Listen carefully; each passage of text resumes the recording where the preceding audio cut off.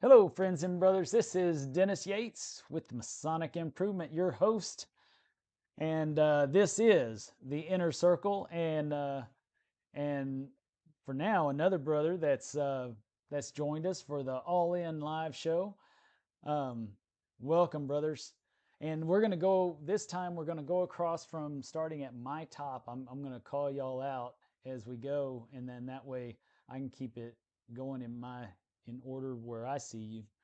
And introduce yourself and let us know what lodge you're from and what grand jurisdiction that is. I know, well, most of us are in Texas right now, but we do have several members from around the world. So uh, tonight's just one of those off nights, I guess. Uh, Go ahead, Jacob. Kick us off. My name is Jacob Atcher. I am the senior warden over at Vider 1286 down in deep southeast Texas under the Most Worshipful Grand Lodge of Texas. And that means that just a couple miles down the road, and you're over in Louisiana, right? That's right. That's right. It's almost spitting distance. If I All stand right. up tall, I can see Louisiana from here. That's right. That's right. Brad, you're next. I'm Brad Parkinson in Illinois right now, member of Chicago Lodge number 437. I spent 7 years in Arkansas, Rubicon Lodge number 627 in Rubicon, Arkansas. That's where I went through the chairs. Shriner, member of the Scottish Rite, Northern and Southern jurisdictions, and a widow son. There we go. And a proud member of Masonic Improvement. Thank you, Brad. Brother Jeff Messer. Man, I love Yeah, that background you got there. What lodge is that in your background? don't get me in line. Lafayette, A pretty one that you found. a pretty one that I found. Yeah, I'm Jeff Messer. Of all the offices that I'm currently holding, I will share that I am the junior warden at West University 1292 in Houston, Texas, under the jurisdiction of the Most Worshipful Grand Lodge of Texas. And I'm proud to say that I got my 40-year DMLA pin on Saturday at our installation. Congratulations. Nice. And for those of y'all that weren't here with us last week, uh, Jeff's son Mason also got DMLA of the year this last week for this grand jurisdiction as well, which is very awesome. Congratulations to Mason if he's out there listening somewhere. All right, now we've got uh, brother. Is it Rohan or Rohan or is Is Rowan, as if it's Rowan? spelled with a There you W. go. As if it was a W. Yep. You got to keep it So simple I for am us Texans. as far as I can tell, excellent brotherhood coming out of Texas. I'm from Fraternal 155, West Chazy, New York, is my mother lodge, Grand Lodge in New York. Currently living in New Hampshire. I've been here for a few years, but haven't picked out a lodge here yet. So got some lodge shopping to do. Um, but glad to be here. Nice. Glad you're here. The Jason Reichenberg has shown up. He is in the house officially. I have made my appearance. By now. No, just kidding. Jason, go ahead and introduce yourself. And you were a little late this evening, so you didn't. Everybody's Okay. saying Well, what lodge they're from and what. sometimes We're not going to throw sometimes stones. life, the wife gets in the way of things sometimes. So Yes, she's yes. not watching, right? No. I was going to say you better be careful. Jason Reichenberg, my home lodge is, or mother lodge is Victory Lodge in San Antonio. And what grand jurisdiction is that? Grand Lodge of Texas. There you go. Thank you. I mean, I'm not sure where another San Antonio would be, but Grand Lodge of Texas. We had somebody from Ireland on the show last week, so they might not know that San Antonio is in Texas. San Antonio, Ireland? No, actually. Josh, will you please please jump on so Jason will stop. I will definitely try my best. Let me turn my camera on here. Hey, there we go. Josh Kovar, member of multiple lodges, but I'm currently the worship master in Victoria, which Victoria Lodge number 40, which is in Grand Lodge District of the Grand Lodge of Texas, and I am the district communications officer for our District 36. Glad to have you, Josh. One of these days, you got to put on a big boy hat, though. Brother Daniel Dutton. Hello, friends and brothers. This is Daniel Dutton from the Mesquite Lodge 928 in Mesquite, Texas, from the Most Worshipful Grand Lodge of Texas. And just glad to be here with friends and brothers. Wonderful. Glad to have you here for sure. And then we've got Brother Tom Strasbow. I don't even know how to say it right. Y'all are screwing it up. I just call you Tom. Strasbow. Strasbow. Strasbow's fine. Where are you But from, Tom? I was having technical difficulties with my audio, so I had to log off and log back on. But what were we discussing? We're just telling everybody Or we just what doing lodge we're from, introduction? and yes. And what lodge you're Okay, from and I'm what Tom grand jurisdiction? Strasbow. I'm from Texas jurisdiction. I live in Alvarado, Texas. My home lodge is Grandview 266, where I'm a junior warden. Also belong to Southside Lodge 1114 in Fort Worth, where I'm also a junior deacon. And then I'm at New Hope Lodge in Covington, Texas, where I'm the senior warden. And then I'm also a member of Hubbard Lodge, where I'm also or I'm a senior deacon at Hubbard. And I'm also a 32nd degree Scottish Rite Mason out of Dallas. Nice. You know, I just saw the post on Brad Hoff capping you the other day, and Yeah, I saw that and I thought it was kind of late. I was like, that was a while ago. right. But yeah, that's fine. You know what? I think I might be freezing up on everybody. I'm gonna turn off my video on Zoom because my Streamlabs is giving me grief. Hold on just 1 second. Oh no, please don't do that.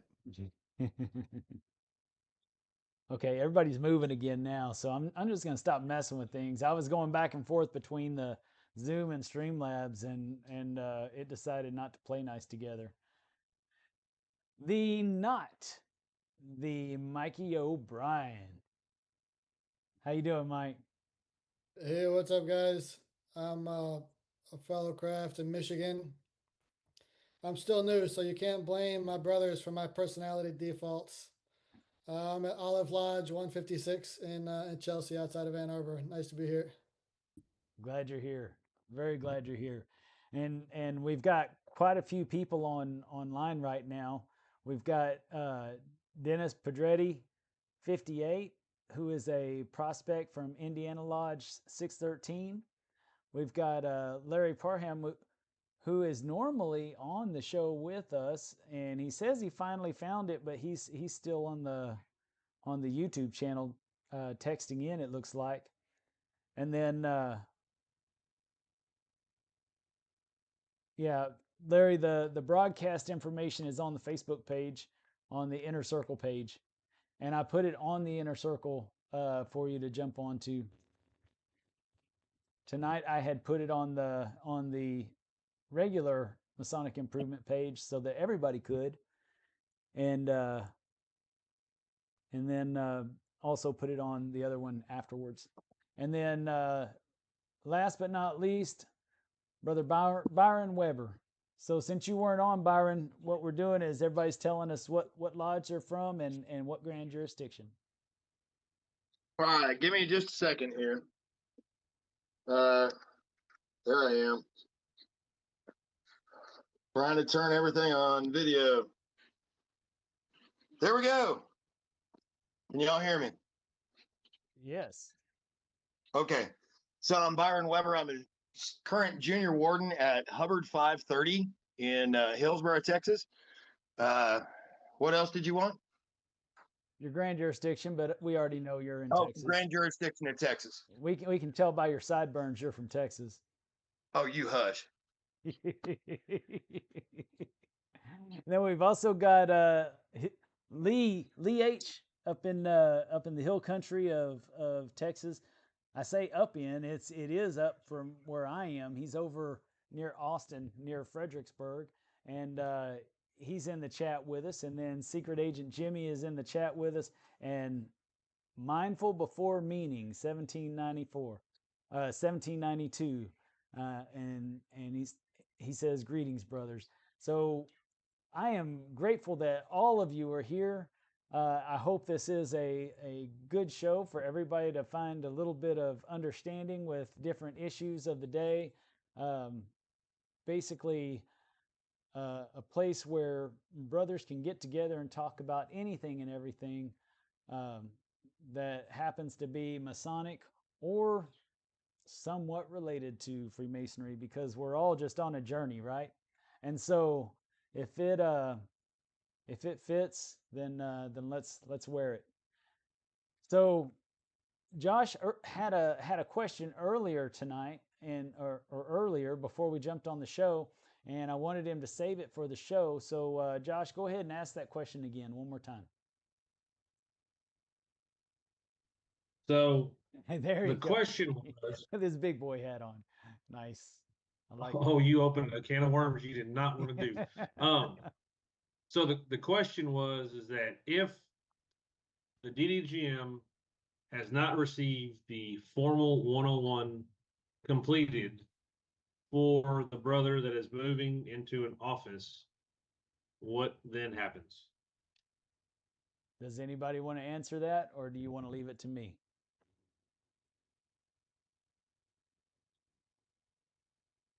I'm gonna take a stab at it, Dennis, but you feel free to step on my nether regions if I misspeak. You go right ahead. Junior DDGM in the Grand Lodge of Texas, right here. I recall. Junior past DDGM. If we had that title, he's just right. He's just a brother now, but he just went through it. But if I recall correctly, it is incumbent upon the DDGM to see that all of his incoming officers have completed that Form 101. And if they have not,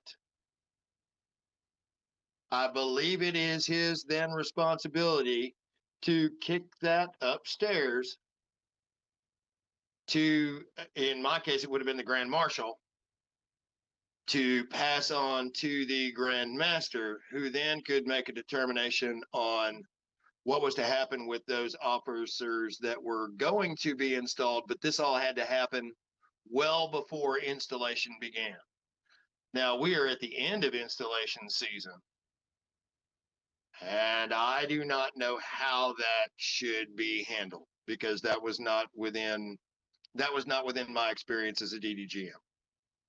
I can definitely help with that. Go ahead, Jason. I want to hear what you got to say first. Oh, and then Tom. Jason was going to previously, and then let's hear it from Tom.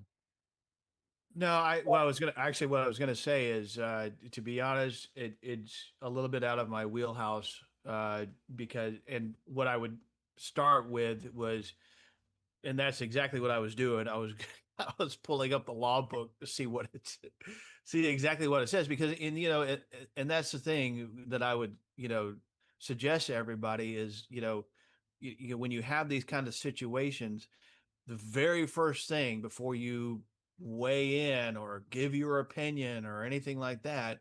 Now, to be honest, past right worshipful just came out of it, so he's had most direct experience. But for anybody in your lodge, because I've run into this numerous times where somebody will just start saying, well, this is how it's supposed to be, and this is what and they're completely wrong.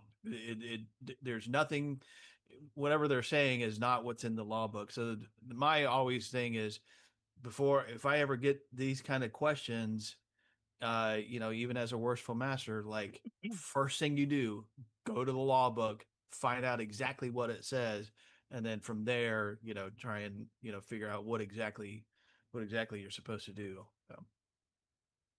That's a good answer. I have a more direct answer, but that's a good answer for sure. If you don't know, that's a great answer. Go ahead, Dennis, Tom. What you got? Right all after right, Tom. Yep. Well, I actually kind of almost went through this a couple weeks ago.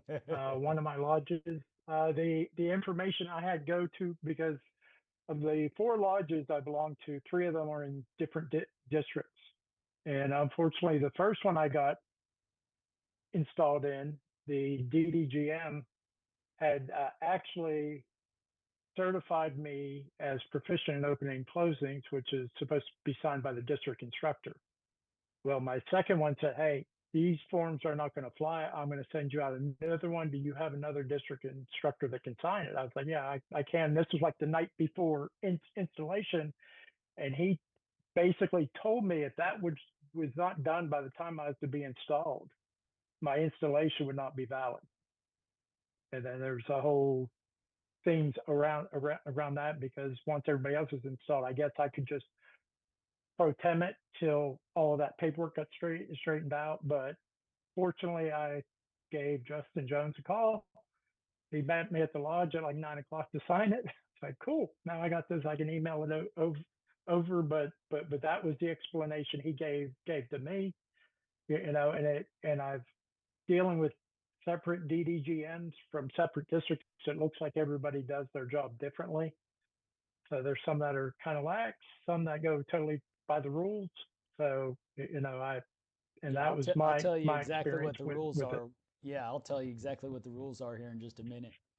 But yeah, I've seen that quite a bit. What you got, Josh? You got anything different? Well, no, I want to make a clarification real quick that this is not in any particular lodge. This situation did not happen. It was just a what if question. That's a good question, because we're talking about. Yeah, it's happened. Yeah, it's definitely happened. Well, this may open up another can of worms. Do we have any DIs on here? Well, No. let me Okay, let me finish with this answer first, and then we'll open up the next can of worms. Go ahead. Or is it still pertaining to this before? Well, it is, because where it really came from is when I started actually looking at the 101 and the requirements for it. Yep. In my opinion, the 101 doesn't hold any water. Oh, yes. The way we do it, well, the way it should be done is not being done. Right. In my opinion. And the ors that are in section B are, yeah. So that's what when you really start studying the 101, like, okay, so I'm just gonna say it. Everyone's harping on the 101A. Everyone thinks it's a requirement. It's not. Right. The main if you go read the 101, it's not a requirement. The 101A is a supplement to 101. Mm-hmm. So, but everyone thinks that the 101 is 101A is a requirement for all officers. I can tell you from experience that got thrown in my face while I was going through the charity, only to go read the 101 and realize that it's not. Correct. So the 101 has to be signed off on, and it has to be signed off on by either a DI. So the 101, just so people out there in the rest of in other jurisdictions, grand jurisdictions, the 101 and 101A is basically a form that verifies that the officers going into the positions, mainly the top 3, know their positions, all the work, the proficiency for all 3 lodges, how to open and close all 3 lodges, or actually all 4 lodges, because it includes the Lodge of Sorrow. And so you've got all 4 lodges you have to be able to open and close. And all 3 of those officers have to be able to open and close all the lodges, because of the fact that the senior warden and junior warden will fill the seat of the worshipful master under certain circumstances. And so it has to be verified that they can take on that responsibility. So Form 101, you have to, the lodge itself has to vote on proficiency. That's a requirement.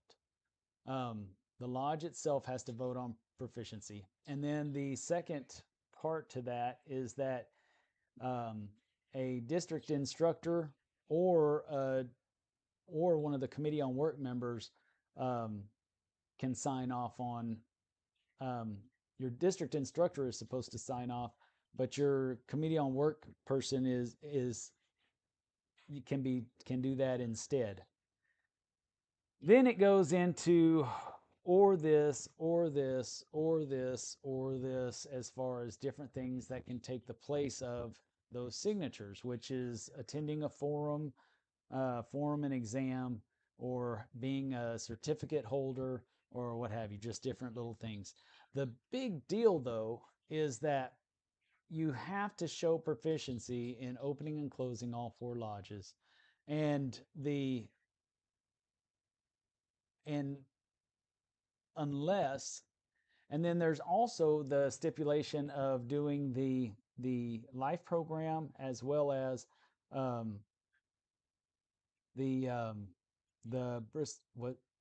or officer leadership training program. And so those 2 programs both kind of teach you how to run a lodge.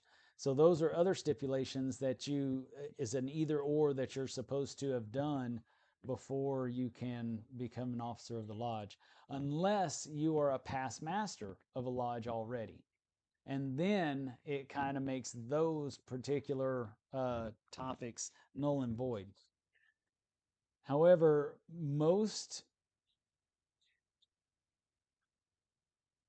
and that is very clear if you read, what is it, Article 274?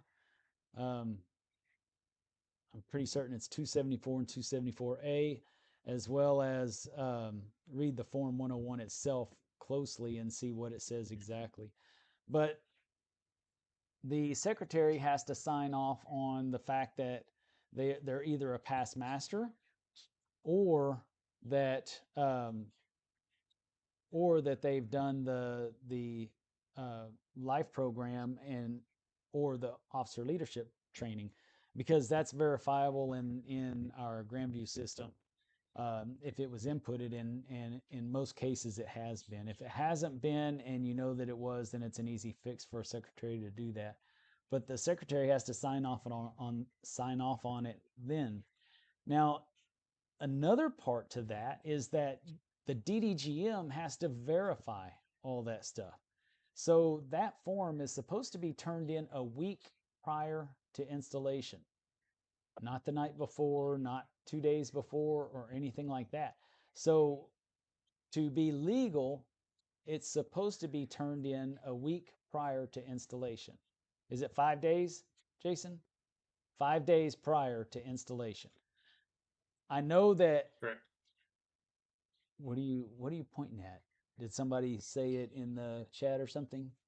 So No, I'm looking at the form. Oh, okay. Anyways. Yes, it's it has to be turned into the DGM 5 days before installation, not before. So you can't. Yes. So you're not supposed to wait until the last minute and say, "Oh, I got it," or show up to installation and give it to the DDGM, because he's supposed to have an opportunity to verify. And with all the different lodges in the district and 3 people per lodge that he has to verify, that can be a daunting task, and you can't just have a bunch of forms thrown at you all at the last minute. So you have 5 days prior to your installation to give it to turn it into the DDGM for him to sign off on it. If he does not sign off on that Form 101, you are not supposed to be installed in your office. And if that happens, whoever was there last has to serve. So that can create a mountain effect there. Because if you have another officer that was supposed to move up and you didn't do your job, then they're not going to be allowed to move up, because you can't have a special election without the consent of the Grand Master. So then you start having to backpedal. So when I can't remember who said it that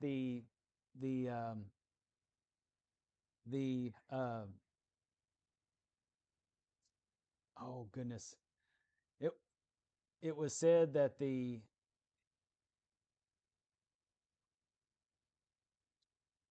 DDGM could allow it to be done after or something like that. The DDGM can't allow anything. The DDGM has to halt everything and say, no, this isn't okay. Unless he feels like being nice and accepting it right before installation, then he can, if it's all filled out and done properly. But if it's not all done properly, then it has to halt. And then it becomes a Grand Master issue. Then you have to request for a special election so that you can elect someone else to get into the position or something of that nature. Because if it's not done, especially for these lodges that just did their installations like this weekend, yikes, that's pushing it. Because on July 30th, that's it. You cannot install anyone after July 30th. So if something happened and one of your officers was not able to get installed today, and the DDGM did not want to sign off on that paper and said, nope, I told you, and you didn't listen, you didn't do your job, you should have done it, and you didn't, then you would have to ask the DDGM to ask for special dispensation from the Grand Master to have a special election, which he made it clear this year that he was not going to do on a whim, like has been done in the past on different things, because there's nothing abnormal about this year that anybody should have had a hang up on. So he made it real clear that that wasn't going to happen, with 50 lodges across the state of people not doing what they were supposed to do. So the only person that can extend anything is the Grand Master. However, if the DDGM feels like being nice and allowing and signing off on it after the installation, as long as it's before July 30th, then you can still have you can have a called meeting for an installation and install that last person. The master of the lodge can install that person right then and there, as long as it's done before July 30th, because that's the cutoff date. That's the Katie bar the door. We're not going any further with this. Jeff's had his hand up for a long time. Jeff, I know you got some good insight on it. Go for it.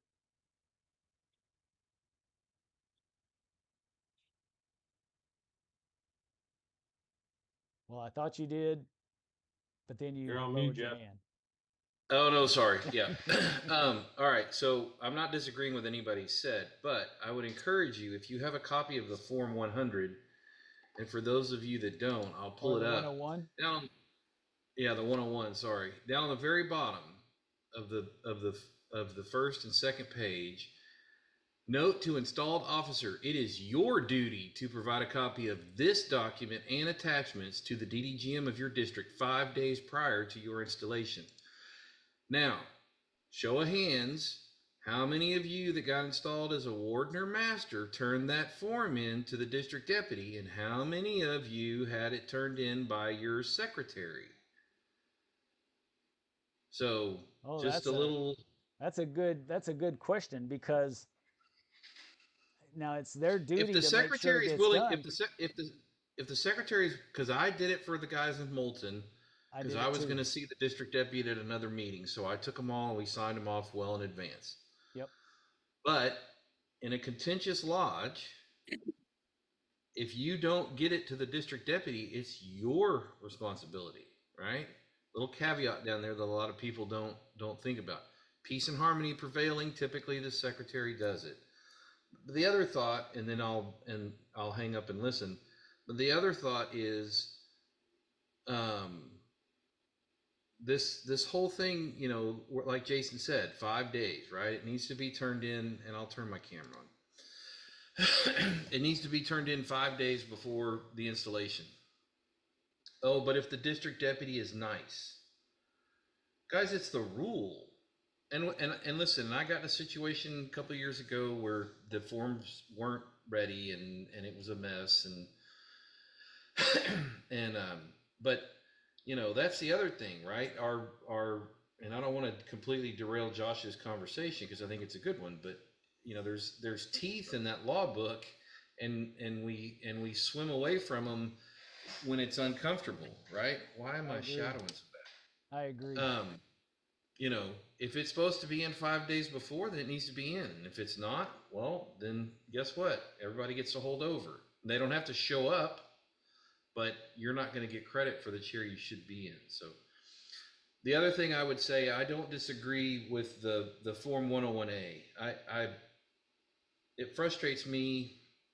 And listen, and I'm not I have a certificate and I'm proud of that, but I'm not the esoteric master. But it's frustrating to see guys go and get that form signed and they're jaw jacking with their buddies during the first half of that forum, and then the minute they can get that form signed, they leave, and that doesn't make them proficient.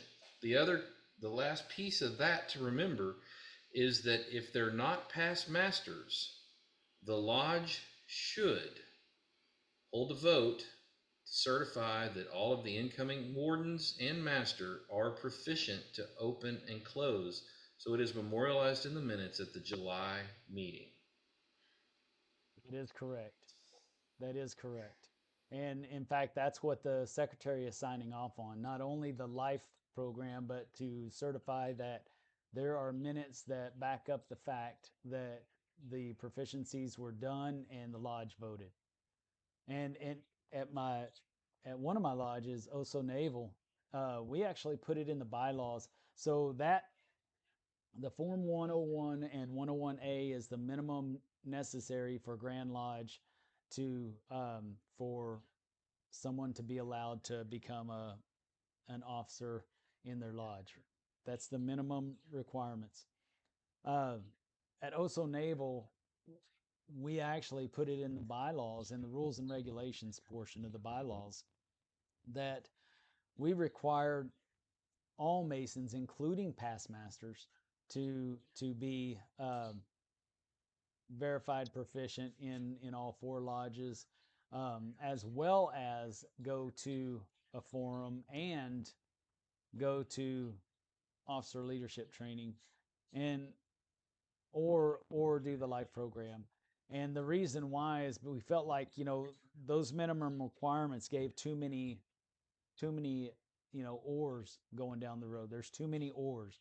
Do this or that. Do this or that. And we're like, you know what? If you're an officer of the lodge, you should be prepared to do all this. There's a certain bit of discomfort that comes with being a leader of a body. You should represent that you believe in best in practice. Having a certificate is certainly proving that you believe in best in practice. But anyone who doesn't have a certificate, like myself, I would definitely prove to anyone and everyone that I can take on the job. And if I wasn't ready to, then I would certainly put in the work to become ready before I was an officer. That's what it means to become an officer. You do what needs to be done to be the example you need to be. So, I believe in the 101, 101A. I think it could be a little more clear in the forms. But I think that, like Jeff said, we shouldn't have the nice DDGMs or whatever. We shouldn't have that attitude within Freemasonry. There are certain expectations that we should have, and there's certain things we should hold our leadership to. And the more we enable mediocrity, one thing at a time, it becomes a snowball of a problem all around. So, Dennis, I got a comment, and then Jacob said he wants to ask another question. But here's where it kind of my question about the 108 stem from, or 101 stem from, is I agree wholeheartedly that everyone who goes through the chairs, especially if you're going to go sit in the east, needs to be found proficient in opening and closing the lodge. We have all sat in a lodge where the worshipful master is not proficient and it sucks. Okay, not arguing that point. However, before that 101 is filled out and completed, and a lot, and 99% of the time, I'm just saying, correct me if I'm wrong, 99% of the time, before or before the elections happen, a vote by the lodge is not taken if that brother is proficient yet, and it falls to the wayside and happens afterwards. So, my point is that brother has been duly and truly elected and voted on. Then you got to fill out the 101. Well, That's where my question came up. It can go either way. Is well, and that's where my question came up is like, why are we filling out the 101 after the elections? Like that all should be done way before we ever get to the elections. But 99% of the time, it's done after that brother's elected. So my point was is that okay, well, you've got a brother who's been nominated, voted on, and elected to fill that position. But now because of this piece of paper, you're gonna screw up the whole year because he didn't fill out a piece of paper. That's kind of where my thought was going with it, and that's where it's hanging up in my head is you've been elected to that position. I've got a rebuttal for you, Josh. So in a scenario where a candidate, well, I guess yeah, candidate. In a scenario where someone is nominated to be junior warden, and they accept that nomination, and there are no other nominations, why can't the lodge vote to say no?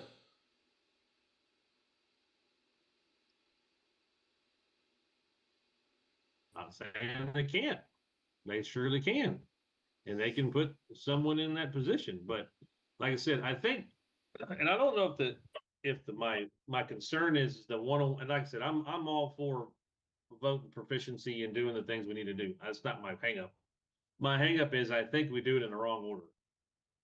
You know, I think, and I was having this conversation earlier with another brother, is that vote for proficiency of the brothers that are possibly going to go through the chairs, obviously we're never assumed, right?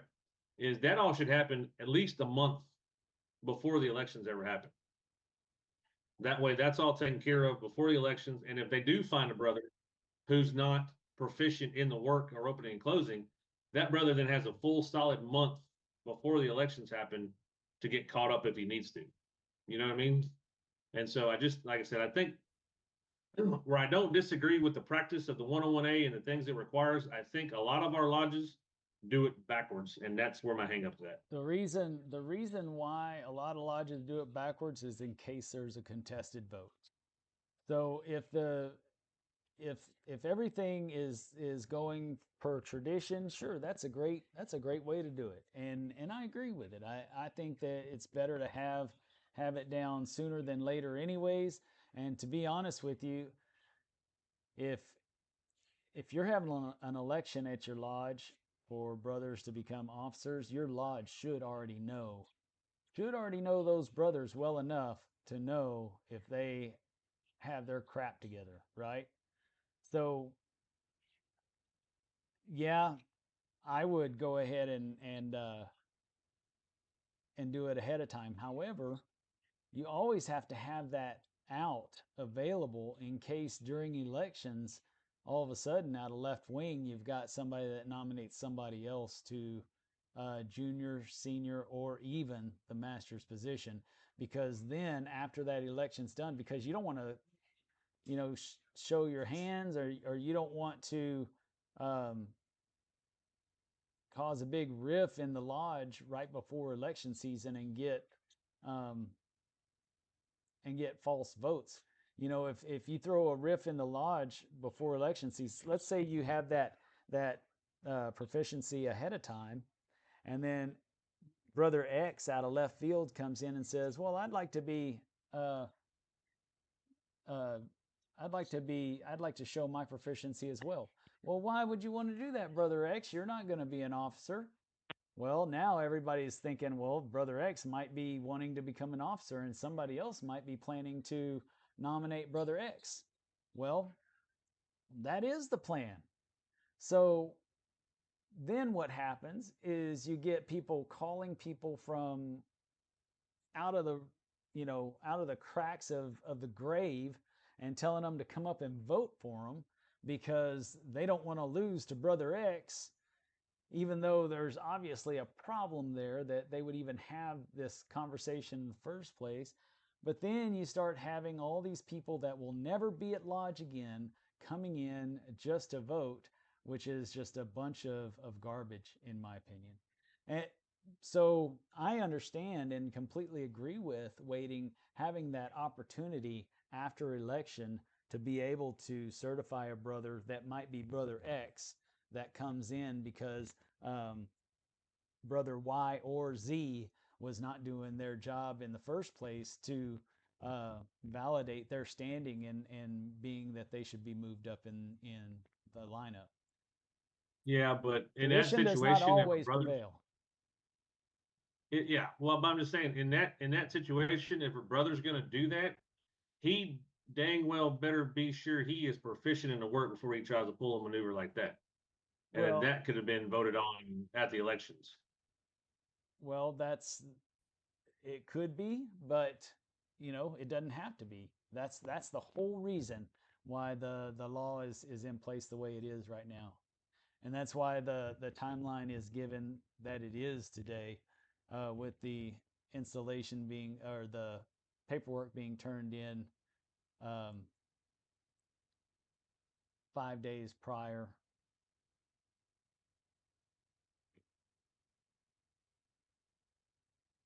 I don't know, Dennis, maybe I'm speaking out of turn, but I feel like in this instance, the example that you're giving is kind of borrowing trouble.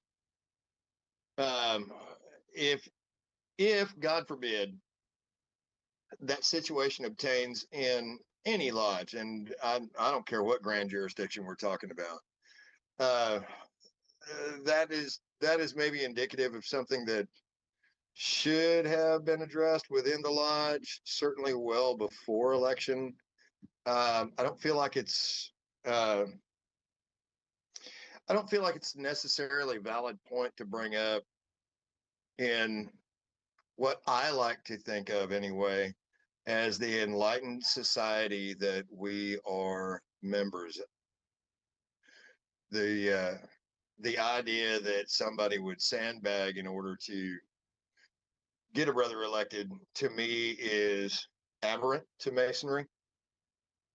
And I just wanted to put that out there. I understand how you feel, but at the same time, when people vote with their feet a lot of times. So True. So I would much rather that happen and scratch somebody right at the election point than have a bunch of people leave because that person got elected in. I understand you're saying. Because I've seen it. I've seen it. Sure.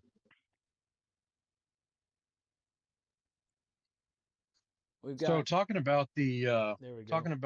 election, we are, and I understand a majority of the brothers in our live here are from Texas. We do have some other folks, but the question, and just to read it straight out of the article that is being referenced in our Texas law book, is to the satisfaction of the members of the lodge, he shall be proficient to properly open and close. It goes so on to the 4 different lodges in a manner prescribed by the Committee on Work, approved by the Grand Lodge. And that is the whole thing. In my experience, albeit relatively young in Freemasonry, even during our election cycles, we have our nominations, and even if there is only one person, an uncontested election, there's still a vote taken by acclamation or proclamation, and whoever is running the election asks, will you have brother whatever to be whichever office? At that point, the lodge members vote. Does that not happen everywhere? Yeah, it usually they ask for nomination. It's Yep. automatically seconded from the From the chair. from the Yep. chair. No, absolutely. And then, but there's a vote, and that vote right there is them acquiescing that they agree that they are usually they fit have to serve in that role. they have the vote, and then they ask them if they agree to the position. No, I mean, so the way we do it in my experience at the few lodges I've been at elections at, in my tiny little district or tiny little region of the state, is the nomination, and then they ask the brother, are they willing to serve? If the brother is willing to serve, they'll continue nominations. If there's nominations get closed, then they hold the election. If there's nobody else to vote on, the lodge will still vote that yes, they wish to have that brother. At that point, that is the vote saying that yes, the lodge understands this brother is proficient. And if they're not proficient, it should be raised at that point, in my opinion. Interesting. That is, I see what you're saying, and that's an interesting point. It could be construed as that if you're Because people accepting that still vote. nomination, then it's the lodge approving that they're proficient enough to do the job. I And need that to the go back lodge and has I have to go understood back that, and look at the law because yeah. I thought that it was you have to prove your proficiency. It and says Or to they're to okay the with I satis him think it being has the to only have a one that vote. wanted to be. I That's think it it. has to have It a says separate vote. to the satisfaction of the members of his lodge, he shall be proficient to properly open and close the EA Fellowcraft Master Masons Lodge of Sorrow in the manner prescribed by the Committee on Work. That's just And the then form, though, right? that's it. No, that is Right, but Article it doesn't give it 276A. That's time. 276A. Okay. Mm-hmm. Well, the first part. Then It, 276A continues on to talk about going to the life program or OLT. And then it talks about the exemptions, um, or the requirement to attend a forum or hold a certificate or be a past master, the exemptions there at the end. But each of those three items are independent. The first one is the satisfaction of the Yes, they members are. of his lot, Yes, they are. right? So They are independent. that's the thing, is it's the satisfaction of the members of the lodge. That's another Um, common mistake that people make is that they lump it all together instead of them being three independent things that are supposed to be satisfied. yeah.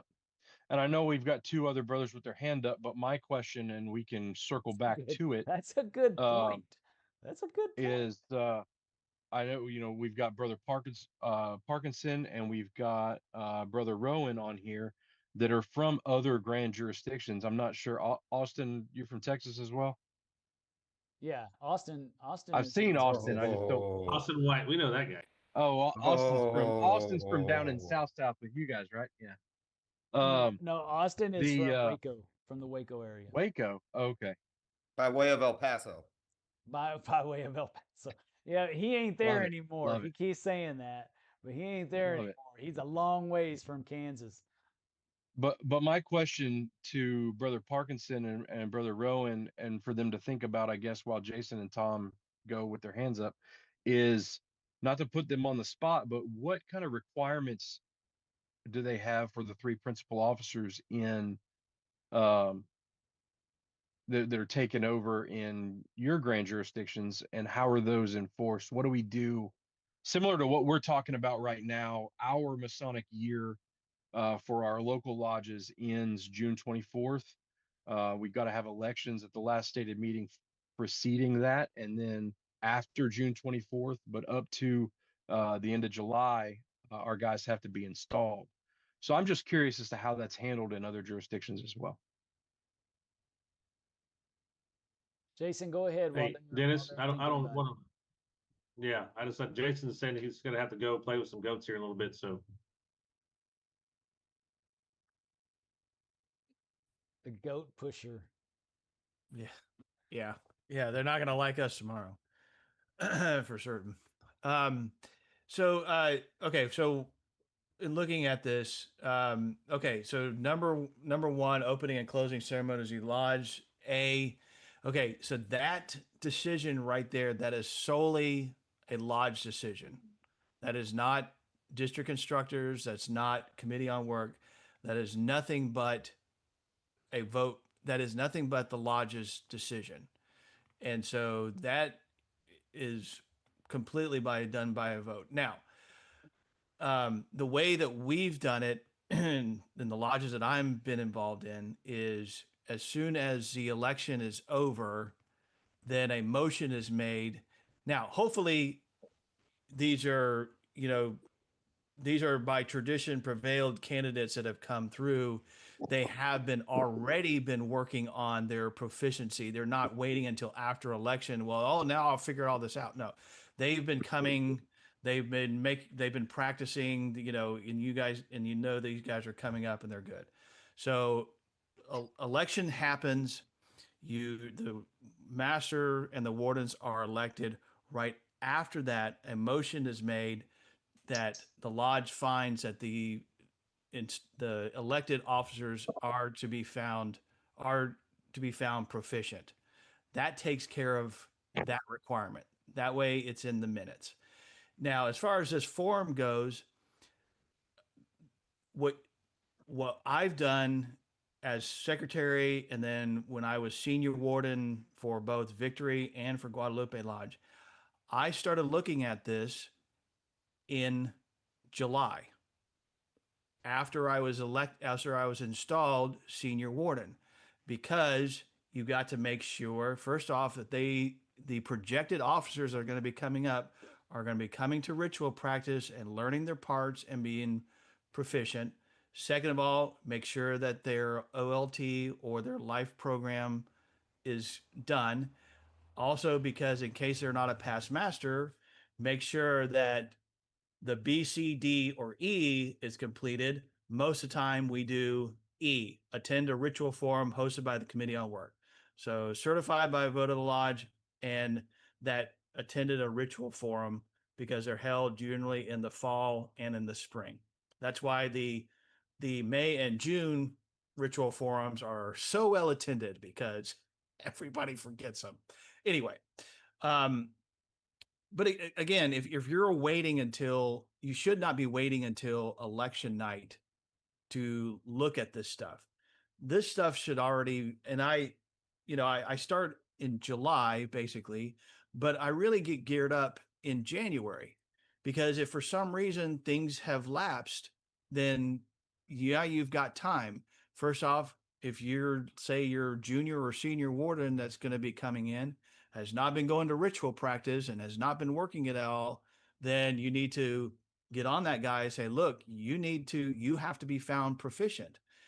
So you need to start coming. And well, I haven't gone to 201 yet. Well, here are the dates. And if you can't get to 201, then we need to make sure that your life program gets done. So in other words, this whole thing really, if you're coming up and you're either a secretary or you're a senior warden, you need to be looking at this right after installation in preparation for the next year. And that way, when it comes to June and July and your district deputy is asking for these forms, you're not scrambling and saying, oh yeah, I forgot we got all these requirements. Like, that should already be taken care of. Or you just constantly vote past masters in, and then it's all taken care of. No, I'm just kidding. It's not all taken do care of, because there's still things that are required. They still have to show proficiency. But no, they do not. Yes, that they is do. All of it. It is exempt. Previously served as a worshipful master of a lodge. Everything else is exempt. So anyway, regardless, the whole thing. I don't think they're exempt from the first two. Nope, they're not. Yes, they absolutely are. They're not. They are exempt past from the vote master of the lodge. Nope, they're not. Exempt, previous, or the whole thing. If you read the form 101. All they have to be is a past master. I'm reading it right here. No, exempt. Yes, exempt. Previously served as a worshipful master of lodge. Previous masters are exempt. Yep, they're exempt, and that also holds a problem there too. I'm not saying that it's. Whatever. I mean, now that needs to be changed. That's a separate issue. But regardless, what I'm saying is that on this, all of these other requirements, they are, if you are a past master under the jurisdiction of the Grand Lodge of Texas, by the way, then you're previously exempt. yes, is it a bad practice to vote in past masters who are no longer proficient? Yes, I would not I would not absolutely not recommend that. But whichever, I'm just saying, according to the law, they are past masters are exempt. One of the things that I do is I fill out the forms for the members so that I do it all so I type it all out and so it's not handwritten to where I can't read it. And so I always get all that information from everybody. As secretary, I get all that information from everybody way ahead of time before elections to make sure that everything's done and ready before we ever elect anybody. And if I happen to hear of any skirmish about somebody, possibly being nominated from the floor, then I'll go ahead and ask them to fill out their stuff too. I keep it to myself, but I'll ask them to get their stuff filled out. I'll make sure that they have all their stuff filled out as well. Just because I don't want to go through all the pains of and harassments and all that and causing the DDGM to be stressed out over my lodge for sure. Sadie, sometimes glad you made it tonight. And Tom, I'd like to hear from you next. But I'd like to say hi to everybody that jumped on. Jackson Ransom came back on tonight. I don't know if Edward Lalo 1913 is still here or not, but he had some interesting things to say. Got rid of the guy that was, totally taking up the chat. And so I'm glad to see you, Sadie, and the secret agent Jimmy. Glad to see you here, I think. Unless you're spying on us, and then I've got problems. Just kidding. Don't need to start any conspiracies here, folks. That's not what we're trying to do.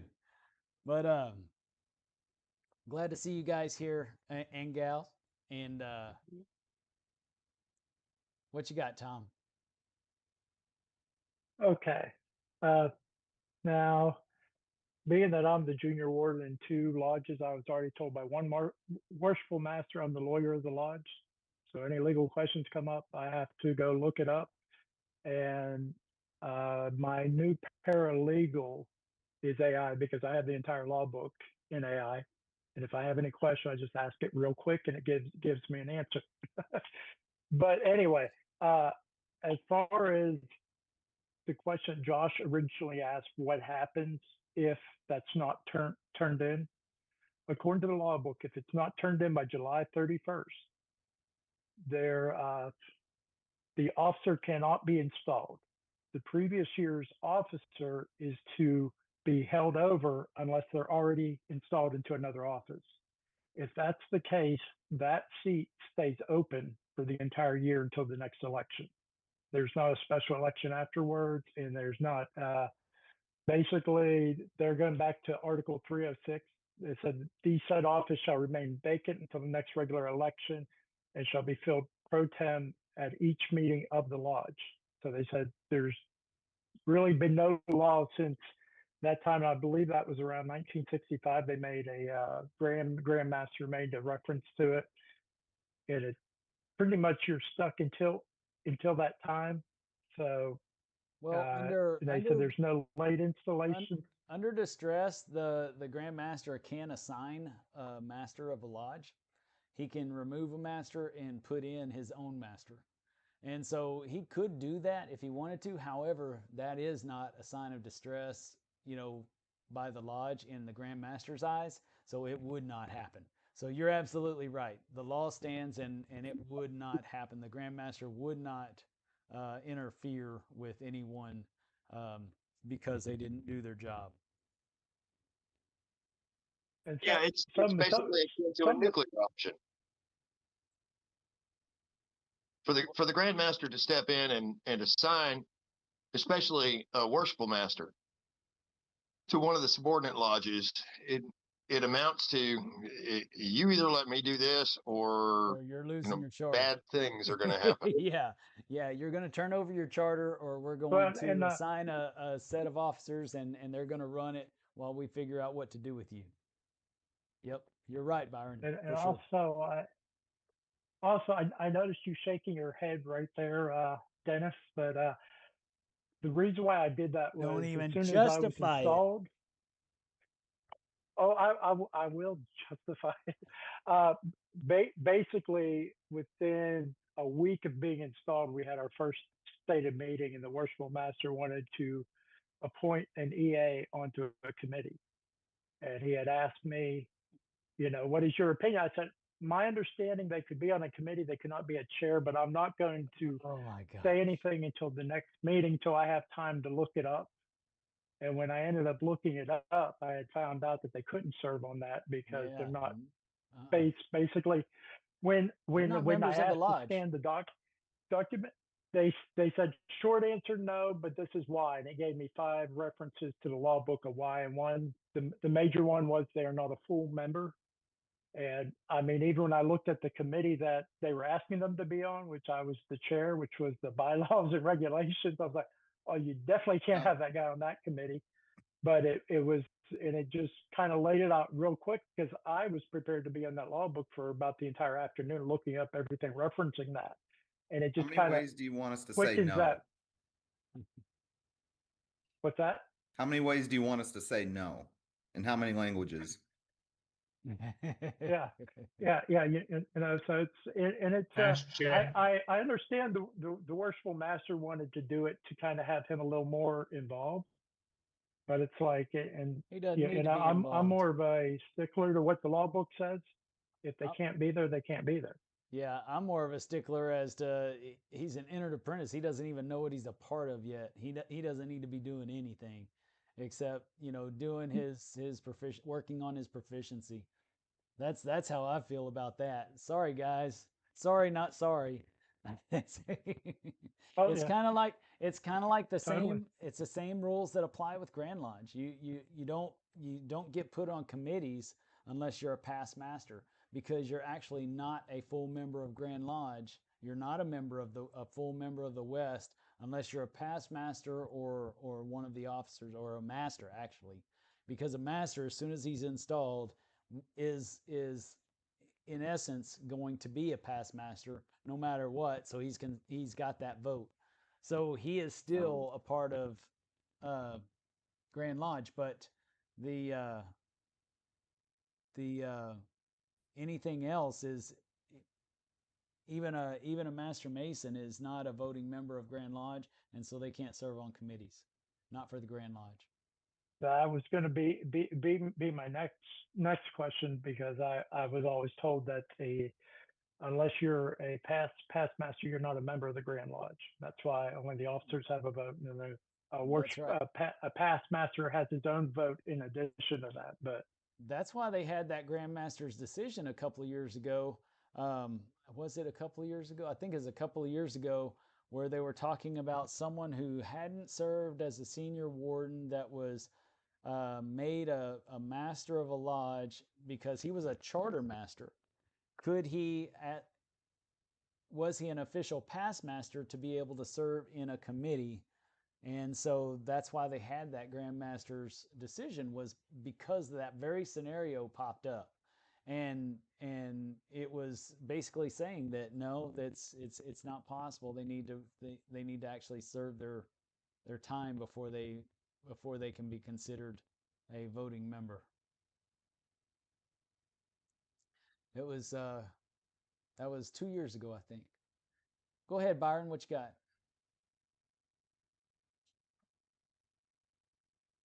You're on mute. Okay, sorry, got that squared away.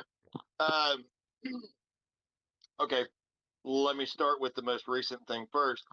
I am a past master of Brady Lodge number 628, but I never served as senior warden of 628. And I never served as senior warden of any lodge. And if you look at, and I'm not at home, so I don't have the law book in front of me, but the Grand Lodge law states that you have to have served as a warden. Oh, doesn't just a warden? Senior warden before you can sit in the East.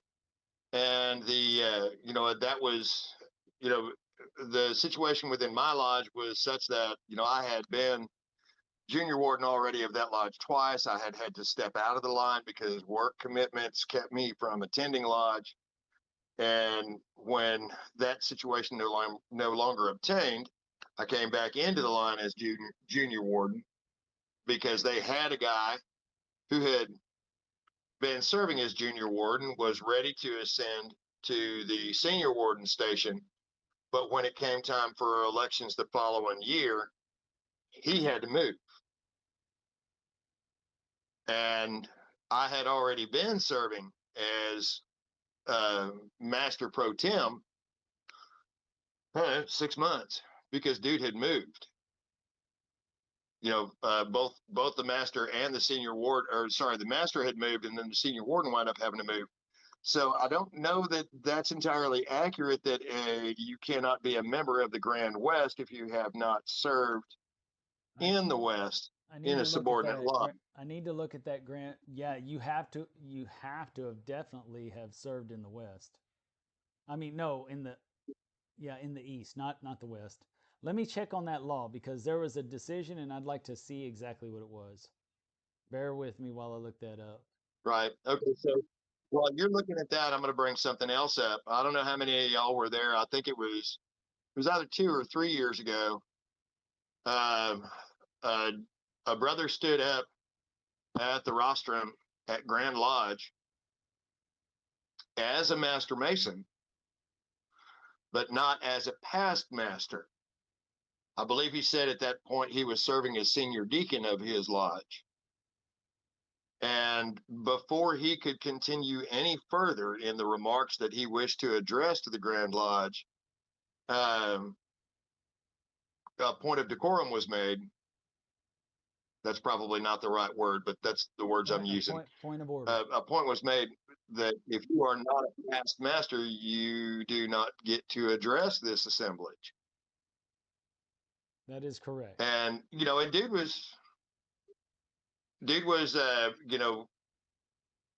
sufficiently smart to go, oh, okay, I was unaware. And apparently none of his fellows, because I believe he was wanting to address the Grand Lodge in company with or subsequent to other members of his lodge who were past masters and therefore members of the Grand West. But none of them thought to go, hey, man, you're not a past master. You don't get to address the Grand Lodge. You get to come and observe as a master mason. Yep. But you don't get to vote unless you're a warden or a master. And you don't get to address the Grand Lodge unless you are a past master. And I hadn't actually caught on to that until I thought about it, because part of the introduction, anytime that you go to address the Grand Lodge, that's what you're doing. There are certain phrases that you must utter. Yep. Right. And identify yourself as past master of Lodge XYZ. And this guy came up and introduced himself as the senior deacon of Lodge PRQ. And we're like, fella, are you supposed to be up there? There were certain mutterings within the audience. And then I believe it was the parliamentarian was the one who stood up and goes, are you a past master? And asked him that question directly. And when he answered in the negative, he goes, I regret to inform you. The sad thing is that until you are a past master, we've got the person there that's supposed to ask who you are and what you're, if you're for or against whatever the statement is. As you come up to the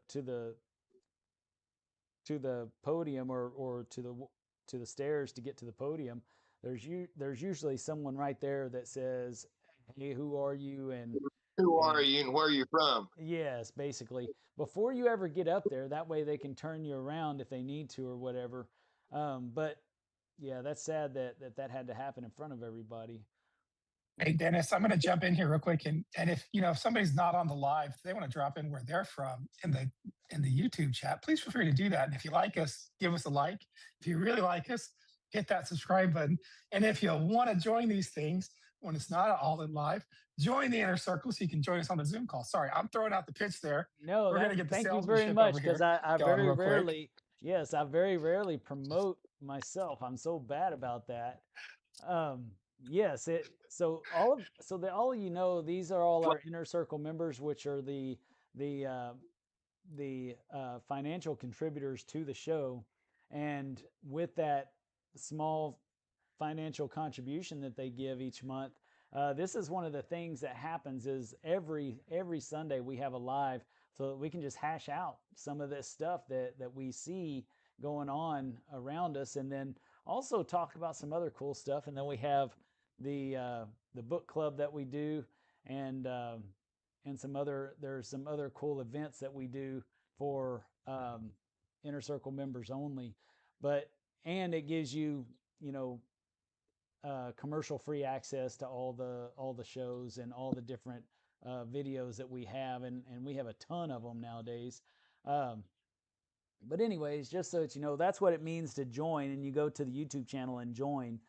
We're almost done with the new website, and we'll be joining through the thank you, Sadie. I appreciate you gifting somebody a membership there. If somebody wants to grab that membership for next month, then grab it, because that's what that is. She just gifted a membership to somebody that wants to take it. Oh, it looks like David Blackman got it. So anyways, there's different benefits to being an inner circle member, and I'm glad that we have who we have, and you also have that opportunity if you want to. Pretty soon we'll switch it from the YouTube channel to our website for the memberships, but for now, this is still the way. This is still the way to the truth and the light. No, just kidding. I don't want anybody to think we're being sacrilegious or anything. That was And the best news is, Dennis, you don't have to be a past master to join the inner circle. You don't have or to a be sitting a worshipful master. You don't even have to be a Mason to join the inner circle, really. Some people kind of feel out of place. However, if you like esoteric discussions and you like different topics on Freemasonry, you're welcome to join the inner circle and not be a Mason. But you definitely gain more from it when you are. And so, but we do have some non-Masons that are inner circle members, and I'm grateful for all of them. Everybody has something to contribute, because we're all in this journey trying to figure it out as we go. Go ahead, Austin, what you got? Well, so for that, what he's talking about, that dude's in my district. That whole situation. Yes. He's in my district. That did not get well received by other guys in the district. They had a stern talking to with that lodge about that. Like, how could you let this happen? Why'd you let him embarrass himself? Like, bad mentorship. Right, yes. Should never happen. We should never allow, well, I say allow, we should never, we should never allow one of our brothers to embarrass themselves. Whispering wise counsel is an important part of being a brother, is that we take care of each other. We try to anyways. What you got, Byron?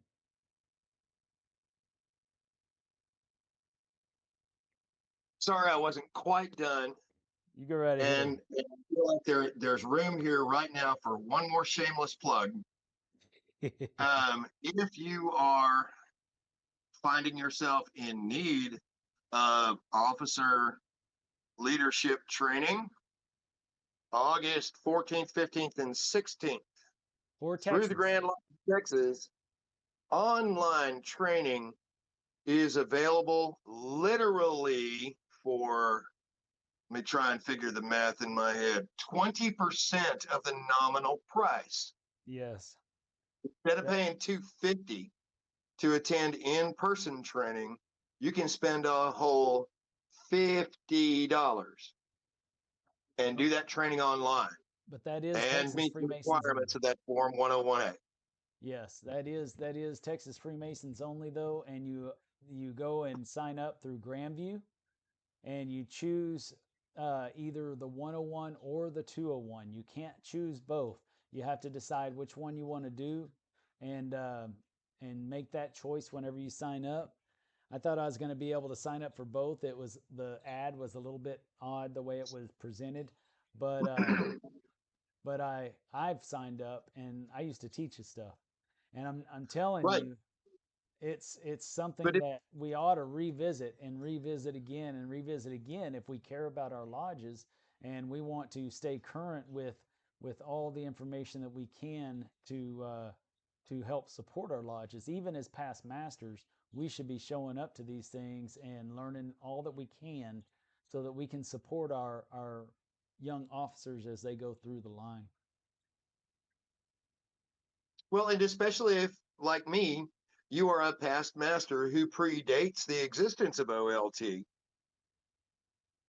you should Right. absolutely go, Right. especially if you plan at any time to re-enter the line in your old lodge, in a new lodge, whatever. Go and do the thing. And it is my sincere desire and extreme hope that there be enough interest in taking this online OLT in August that they offer it again and again and again. It's too easy to do it online, or not too easy. It would be so much easier to do it online rather than having to potentially travel 100 miles to the nearest city, or if you happen to live in, oh, I don't know, Amarillo or the Rio Grande Valley, having to travel 200 miles to attend an in-person OLT, spend 20% of the money, get on a Zoom call, and get the same information. Yeah. The downside to doing it online is you are not going to have the opportunity to make the same friends that you would going to an in-person training. But for some folks, getting to the in-person training is simply entirely too inconvenient. We don't have enough instructors spread widely enough around the state to be able to do this training in every metropolitan area. We've got enough guys to cover El Paso, Houston, San Antonio, Austin, Waco, Dallas, Fort Worth. Yeah, And they typically throw one Lubbock in was always an somewhere over the option. panhandle, like Midland, Odessa, Yeah, or that was always an option depending on occasionally that. one in Amarillo. That was always an option based off of how many people would sign up. If they didn't, if not enough people would sign up, they wouldn't go out to Lubbock. So there was an opportunity that if there were 2 or 3 people that really wanted it, they weren't going to be able to get it because they didn't have anybody else show up in their districts. Then that one would get canceled. Um, That's there what were a happened to couple of Corpus them a couple years ago. that happened in Corpus Christi as well. There's a couple of areas that has happened to, and so this helps to fill that void for those areas that it's hard to get to.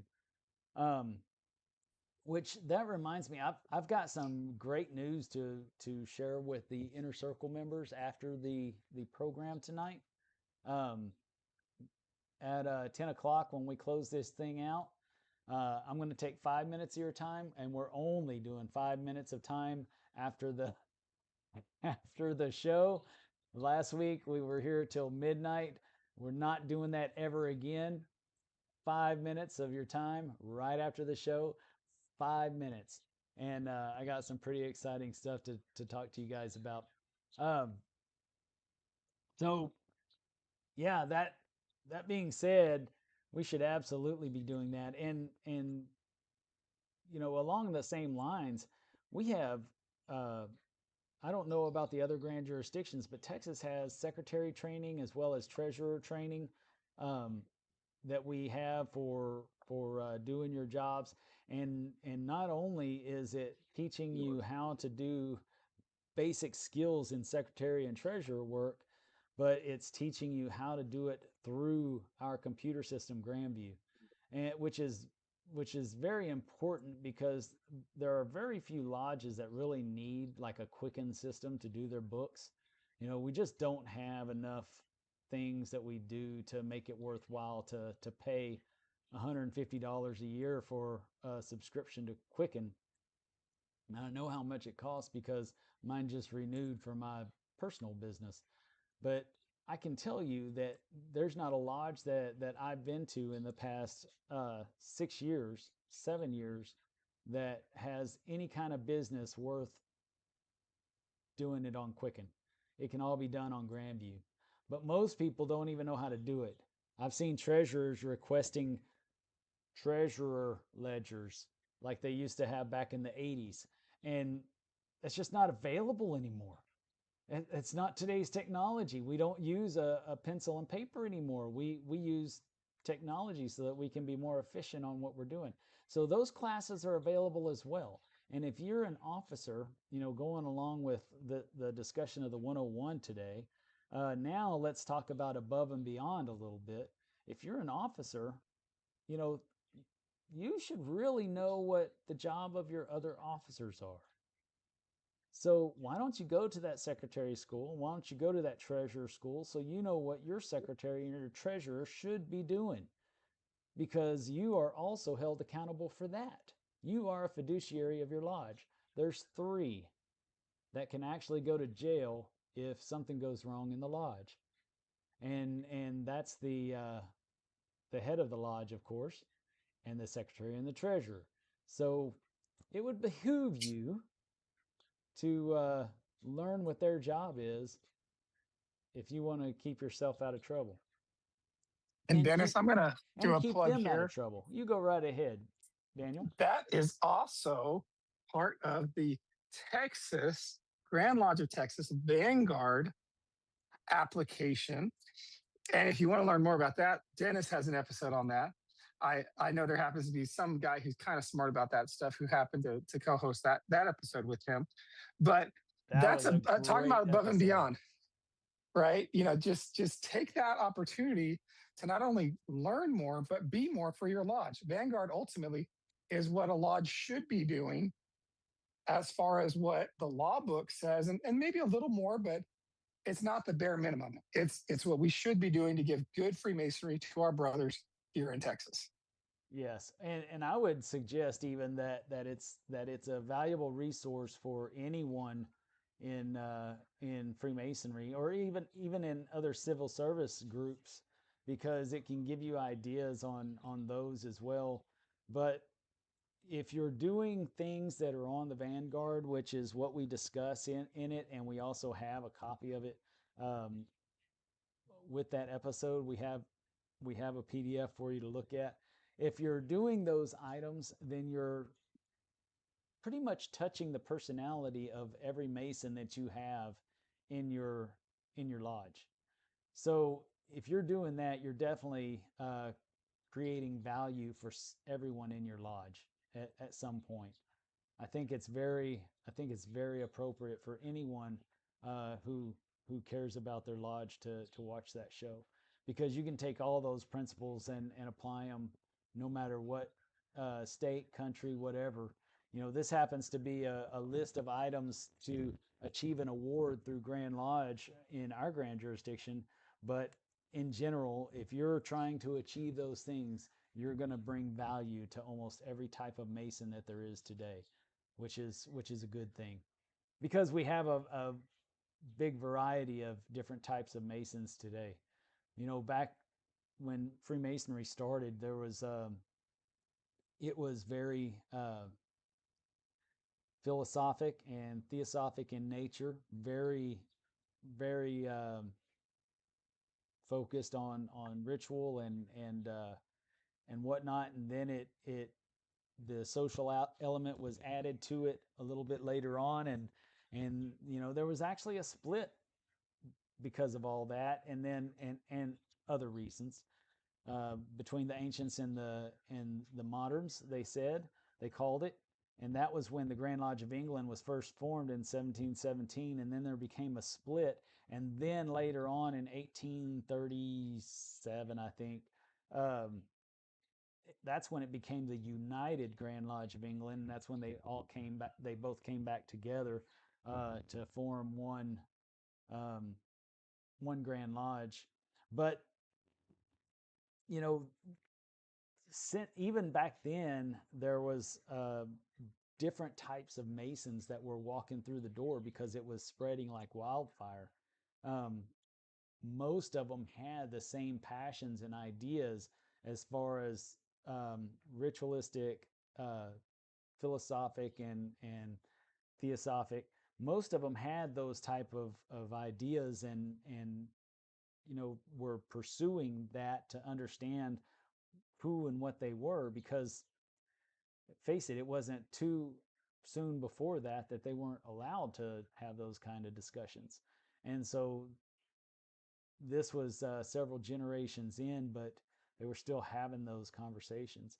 Well, it's evolved into different things and different social clubs and different charity, throw money at it, charity types of organizations and all kinds of stuff. And now it's reverting back to its roots, to where people are more interested in the internal lessons that are provided through Freemasonry.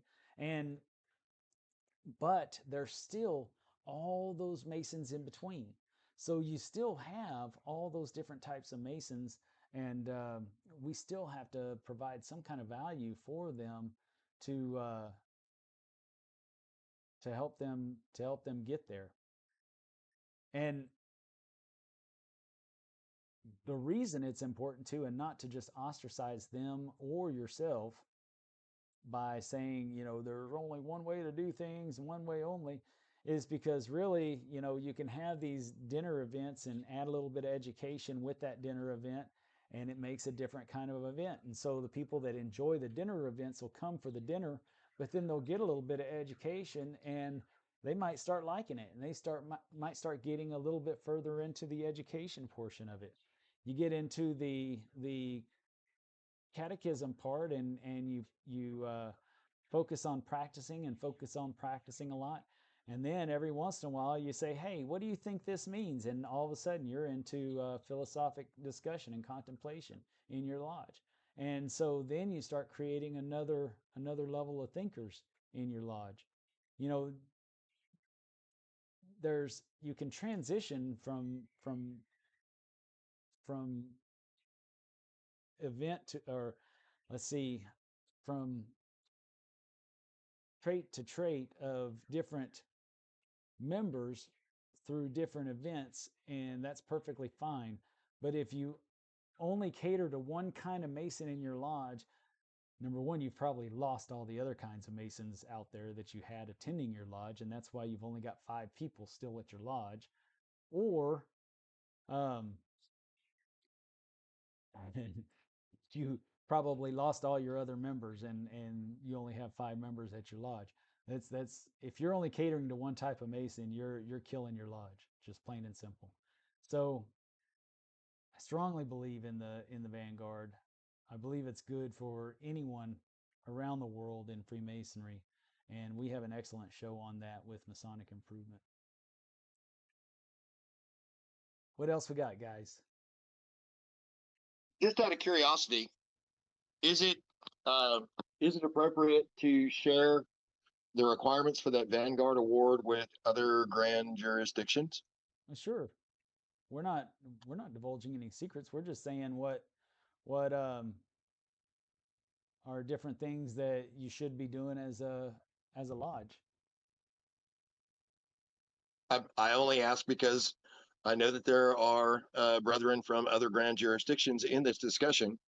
Oh yeah. And if this is something that they would like to see within their grand jurisdictions, then maybe this is some information that we can profitably share to the benefit of both.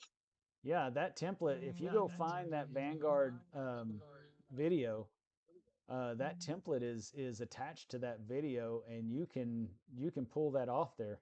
And I can tell you, if you're an Inner Circle member, you absolutely can reach out to me, and I will help you with anything that I have. I have a vast database of different templates and items from throughout the years not only did I attend officer leadership training a multitude of years, but I also taught officer leadership training as part of the education committee for the Grand Lodge of Texas. And those resources are available to our inner circle members because I have them, and I'm happy to share templates with people and help coach them through a better lodge experience. That's part of the membership. And the same way with esoteric, stuff. If you got questions about certain things and you're an inner circle member and a Mason, and want to talk about different esoteric discussions with our symbolism, I'm happy to jump into it with you. If it's outside of our symbolism and you want to talk about it, I am very happy to jump into it with you. That's just part of it. That's part of being an inner circle member. So I try to create value for our membership as well. Each year we have a dinner in Waco for our, it's called the Masonic Improvement Inner Circle Dinner.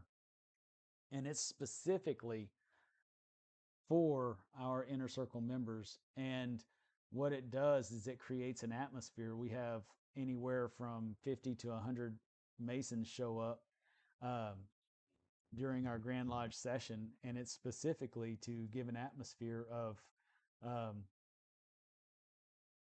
leveling up in appearance, in deliverance, in discussion and contemplation during these events. And I created this specifically so that our inner circle members could have something like this to go to, because it's so few and far between in many grand jurisdictions. And yeah, many grand jurisdictions. That was one of the things that I truly enjoyed about last year's dinner, was that we had representatives not just from the Grand Lodge of Texas. We also had Most Worshipful Prince Hall Grand Lodge of Texas represented there, as well as I'm pretty sure at least one other grand jurisdiction. So Arkansas, don't think for a moment. Yep, Yeah, Arkansas, Arkansas as well. was there. Yep. So don't think for a moment that this Masonic Improvement dinner is limited to Texas Masons. If you're a Mason, come on down. We'd love to hang out with you. Yes, absolutely. Absolutely. So anyways, now that Daniel opened up the can of worms with me talking about the show, I feel like I've tried to oversell. Now let's get back to business. What else you guys got tonight?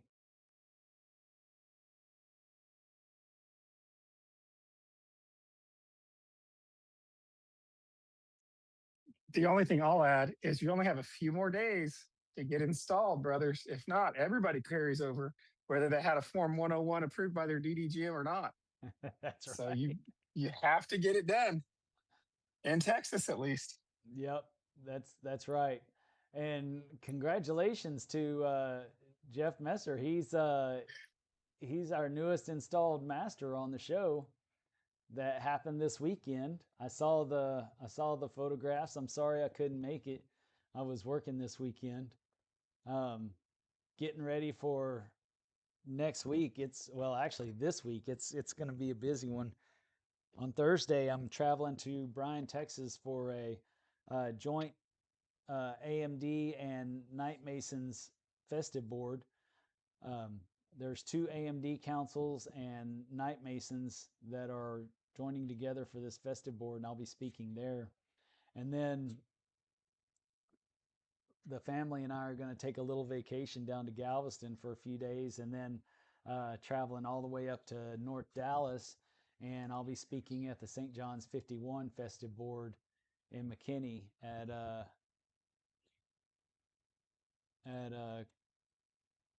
what is it, Chris's Steakhouse? I don't know which one it is. I think there's one in McKinney now.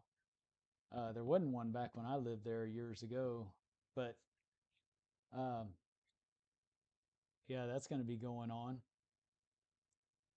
And then the just so that you brothers know that are up there in North Texas or even south of North Texas, the Philalethes Society is going to put on a workshop on how to write research papers. Um, the Philalethes Society is a society of basically education and research papers and on on philosophic matters, not necessarily tied to Freemasonry, and so they're going to have a class on how to write research papers, which I think is invaluable. You've got some of the best minds in Texas that'll be there teaching that class up at the Scottish Rite. It'll be on one Saturday morning here soon in the next month or so. So keep that in mind, guys.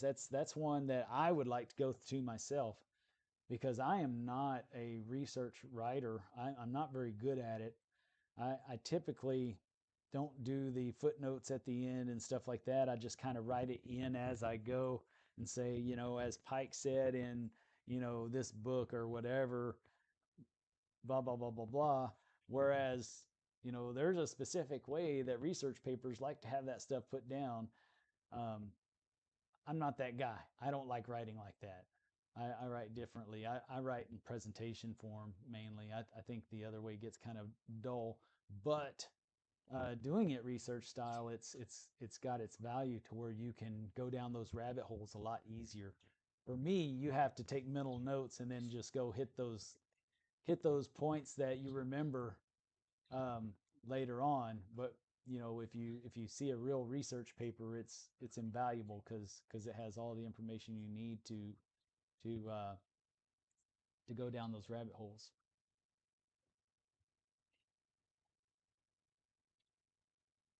I've got one thing also to kind of go back to what both Dennis and Daniel were talking about plugging the inner circle.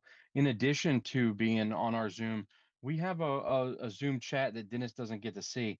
So my Y'all question get to is talk what about got Dennis while Dennis is talking. Y'all get to talk about Dennis.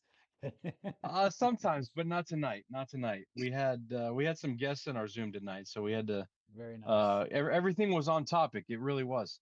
But there was a lot of good conversation being had over there, and one of them was brought up by I think it was his name's back to Jeff now, so we can call him Jeff. Um, it says talking about expectations of our other officers, and I know this is going to take way more than the 15 or so minutes that we've got allotted for the rest of the show, but that may be a topic that we look at in the future. Um, The actual duties of the what? officers. No, no. Well, so we were talking about they require them to open and close, or to be able to open and close, take your OLT or your life program, all those requirements. But I think outside of that, beyond that, the worshipful master that year may have some expectations that he's got out of his officers. Um, maybe that the I don't know, the junior, and it could go in line with the duties as well. But what are the expectations that worshipful master may have for his officers that year? Um, Well, one of mine whether was it's I made sure that the senior warden was responsible for the fundraising because the senior warden, if tradition prevailed, that would be the money that he'd be playing with. I'm playing with the money that was left to me. He'll be playing with the money that's left to him. So it's, that those kind of traditional things lodges should have in place to help things run smoothly. And then it also teaches people about certain aspects of the lodge as they're moving up. They're learning about the finance of the lodge before they actually sit in the big seat. They know what to expect. another thing, is that kind of what you're talking about? Those kind of things? I mean, Jeff posed the question. He may have some extra stuff to add there, but that's what I was kind of envisioning, that, or letting the junior warden superintend the stewards and ensure that the lodge building is taken care of, meals are taken care of, stuff like that. I think what we're looking at right now, Yeah, and the um, deacons and the Tyler in take care of the lodge room itself and all the sure, implements within the lodge room. Yeah, absolutely. And it's the senior warden that's in charge of them to make sure that they're doing their job as well as guarding the west gate. Yeah, you're and absolutely right. There are certain things that the different places should be doing. but those things are not necessarily written down anywhere. Those are things that should be passed as a mentor relationship, or and it may be different lodge to lodge, right? We tend to say that one group is in charge of this or that, but there are certain traditions with the officers' duties in line that I've seen vary slightly from lodge to lodge that I've visited, and my travels haven't taken me that far, but I see, some individuals take care of certain things. Um, we've got a meal list at at my lodge.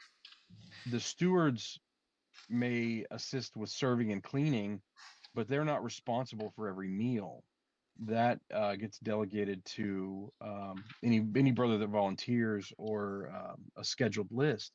And then I've seen some lodges, well, now that stewards are optional, don't even have stewards.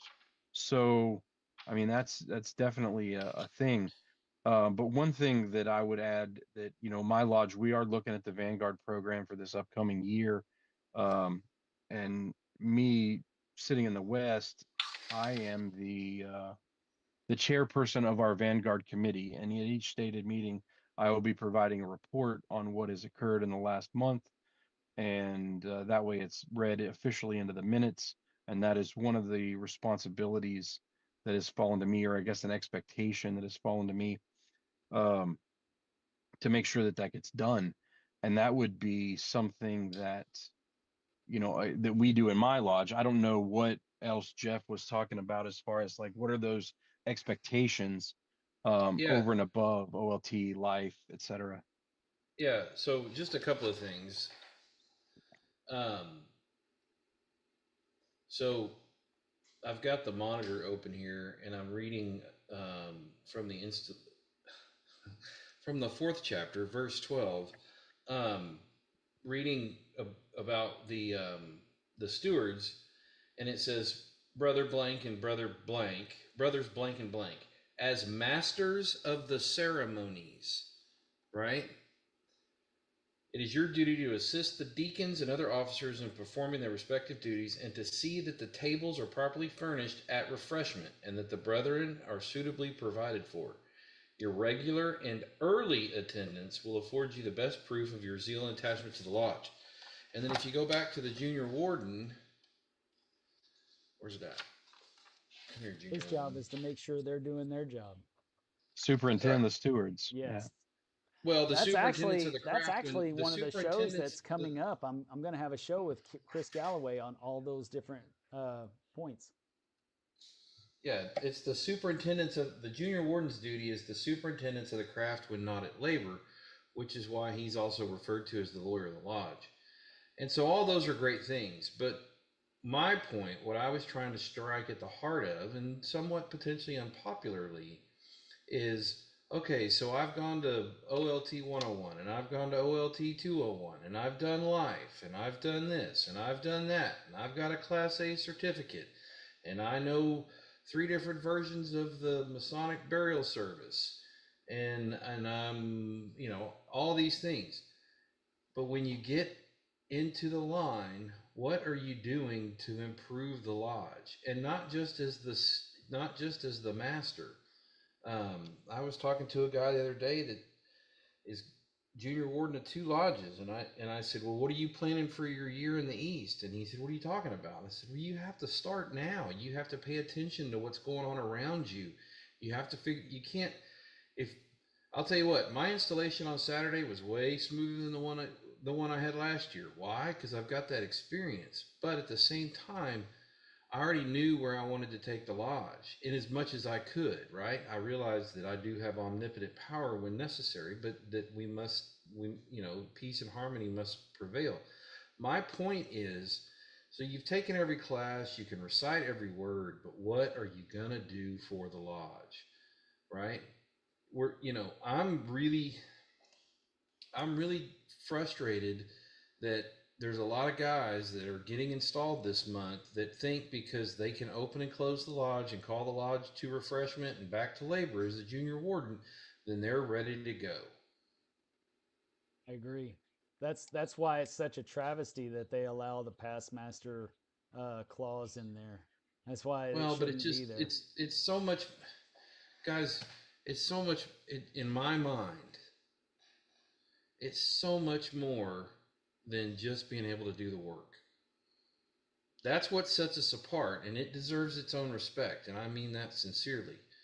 But if my humble opinion, if you think that being ready for the junior warden means that you can open and close and you can call from labor to refreshment and refreshment to labor, that ain't it. I agree. That ain't it at all, and that's what we've That's the lost. beginning. That's the whole purpose of this show. So if you like those kind of topics, you need to tune into this show. That was You why need to Justin like, and I got subscribe, and together. join the inner circle right there, so you can get even more of this in those private discussions we have offline.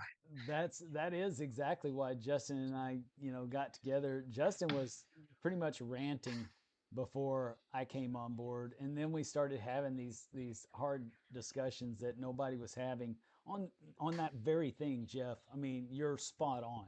There's I heard Y'all started having dual rants. There was a year I or two that we did. Don't get me wrong, but for the most part, our goal was to try to educate and help people to think a little bit differently than what they were doing. Go ahead, Jeff. I'm sorry. No, you're fine. I was just going to say, disappointingly, I was sitting in a lodge the other night, and the newly installed worship master said, "Well, we're going to have a good year," and then he started to close the lodge. And honestly, holding the charter is probably going to be the benchmark of a good year. Wow. And that's the very minimum. That And is the absolute worst job a master can do is just hold the charter. Go ahead, Daniel. I know you're ready to jump in. I know we're getting close to time. We have 8 minutes left on the timer here, but to build upon what Jeff is saying, it's not about your year as master. It's not about this is my year. I've got to hold on to all these ideas. I've got to hold on to all this goodness and these good things that I want to do for my lodge. It starts when you're a steward. It starts when you're a junior deacon. It starts when you're a senior deacon. It continues into the wardens. It continues into the east, and it continues even more so when it's after your year and you aren't the grumpy past master who says, "Oh, well, in my year we did this." No, Yes. shut up or put up, get off your butt, get those ideas out there, There you get go. them going, and put them into action, and show Well, people that you actually mean business by doing it. it's succession planning and succession execution. So in I have always firmly believed that whatever position that you're in lodge, you are always a mentor to somebody and you are always an apprentice to somebody else. And I don't care even if you're past master, past district deputy, grandmaster, whatever. You're always an apprentice to somebody and always a master to someone else. So, but during that time you're going through the chairs, you should be learning from the person in front of you, and you should be teaching the person behind you. And if every person in that lodge did that very thing, then you would all be lifting each other up and having a successful lodge experience for all of the brethren. Talk about peace and harmony. you know, peace and harmony is not an end result. Peace and harmony is the effort that you put in ahead of time prior to the conversation, where you're charitable to your other brethren and trying to do what's best for them and not for yourself. And when you're putting forth your best foot forward and not thinking of just yourself in all situations, that's the charity and love that you can offer your brethren, and that's what creates peace and harmony. So if you're offering that assistance to the people that are well, in front of you and behind you, and you can offer assistance to those ahead of you. You should be humble and learning from those people, but when they need you, they need your support too. So you gotta help and support them as well. So when you can be that person within your lodge, then I truly believe you're carrying out the work of a master mason. And the And that easiest work doesn't template to do begin. that. Go ahead, Byron.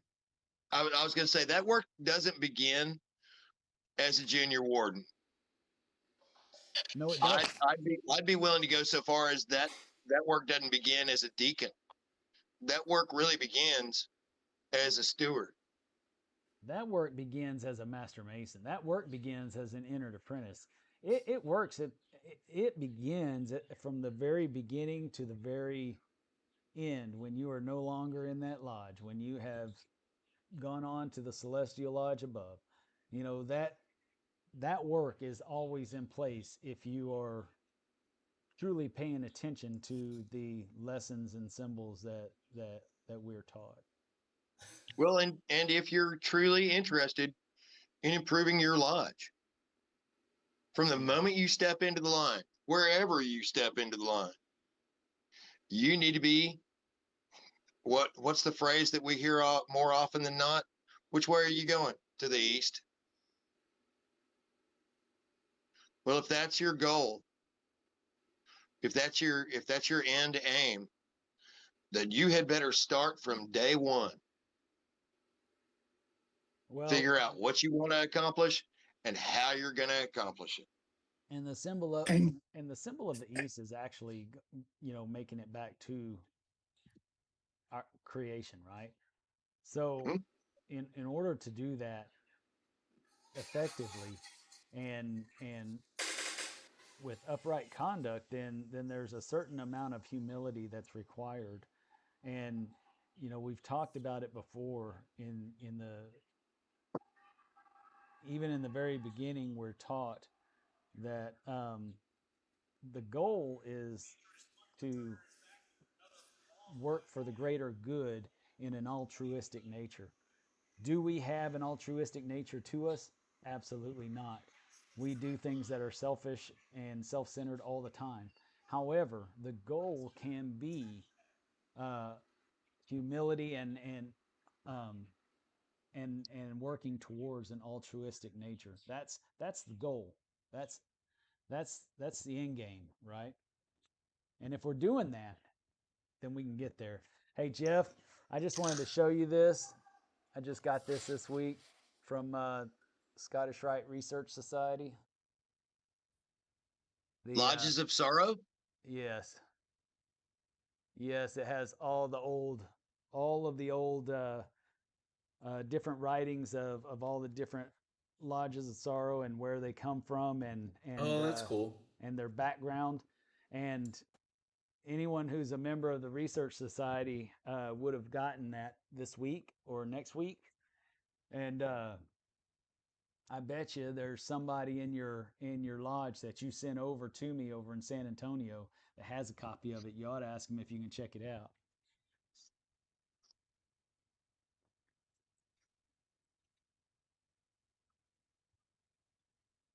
I know you'll enjoy it.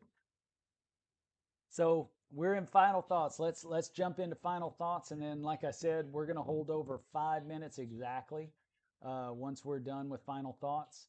And again, for all of you that came on tonight on the show, I'm so glad that you did. And next week, I think it's going to be inner circle only, a private meeting next week. because I do have a lot of traveling going on next week. And so it'll probably be easier for us to just have a private meeting so we can visit and talk about certain things. But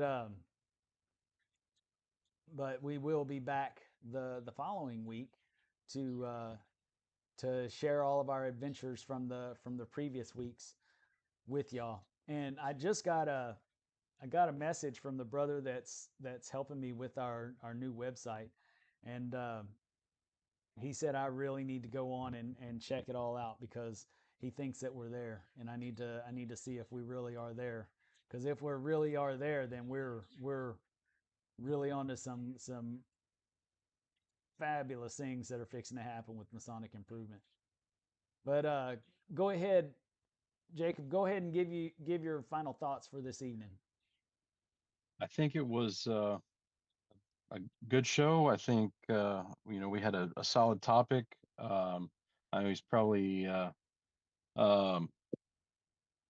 it's just one of those things, right? We talk about the various things, the different lodge administration points, the esoteric points, and tonight leaned a little more into administration, which is good because the last cycle we did, we talked a lot about esoteric stuff on the last round.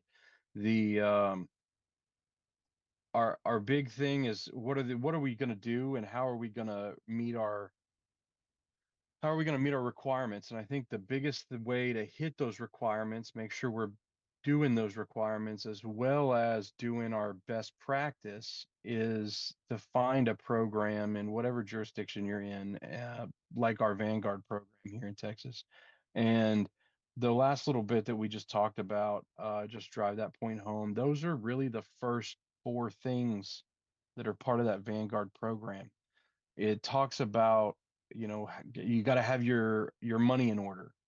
You got to have your succession plan in order. You got to have your strategic plan in order. If you got those 3 things, With a budget. the rest of it's going to work.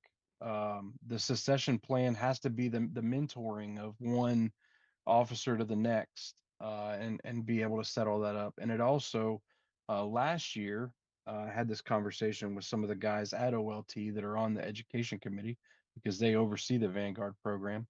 Last year, it provided for an exception for past masters to not have to go to OLT. That was not their intention. They removed that exemption this year. So the OLT and the life programs, within the last 5 years, have to be done by all of your primary officers, even if you're a past master now, to hit that Vanguard. So staying current, staying fresh, doing the right thing. It's all part of that best practice program, that Vanguard program. Um, I watched the Masonic Improvement episode about the Vanguard program probably at least once a month, just to go back and reinvigorate myself to remember to see exactly where we're at. I stole 90% of Daniel's plan, and I'm pushing that. We're doing it. It's Nice. working. It is an invaluable resource, something that you cannot set a value on that. And And he borrowed a lot of that from another inner circle member that was a Vanguard winner a couple of years yep, ago. Yep. I mean, yeah, absolutely. that's how it works, And man. We take care of each other here in the inner circle. That's awesome. I think at the end of the day, it's it's a little bit after 10 now. Brother Zach's not on here yet, but if I ask for how many lodges do we have in Texas, he'll probably pop in now. We But have like if every lodge that we had in 750, Texas, 754 lodges. so if we had 754 Vanguard lodges, I think that Masonry would look a lot different. It would be Absolutely. um, a lot better. The craft would be a lot better served. So I agree. those are my final 100%. thoughts. I think we're doing the world of good. I wish we'd been able to hear a little more from some of those guys that were in the other jurisdictions. Um, Mike is still here from another jurisdiction, so he can provide us with whatever insight he's got.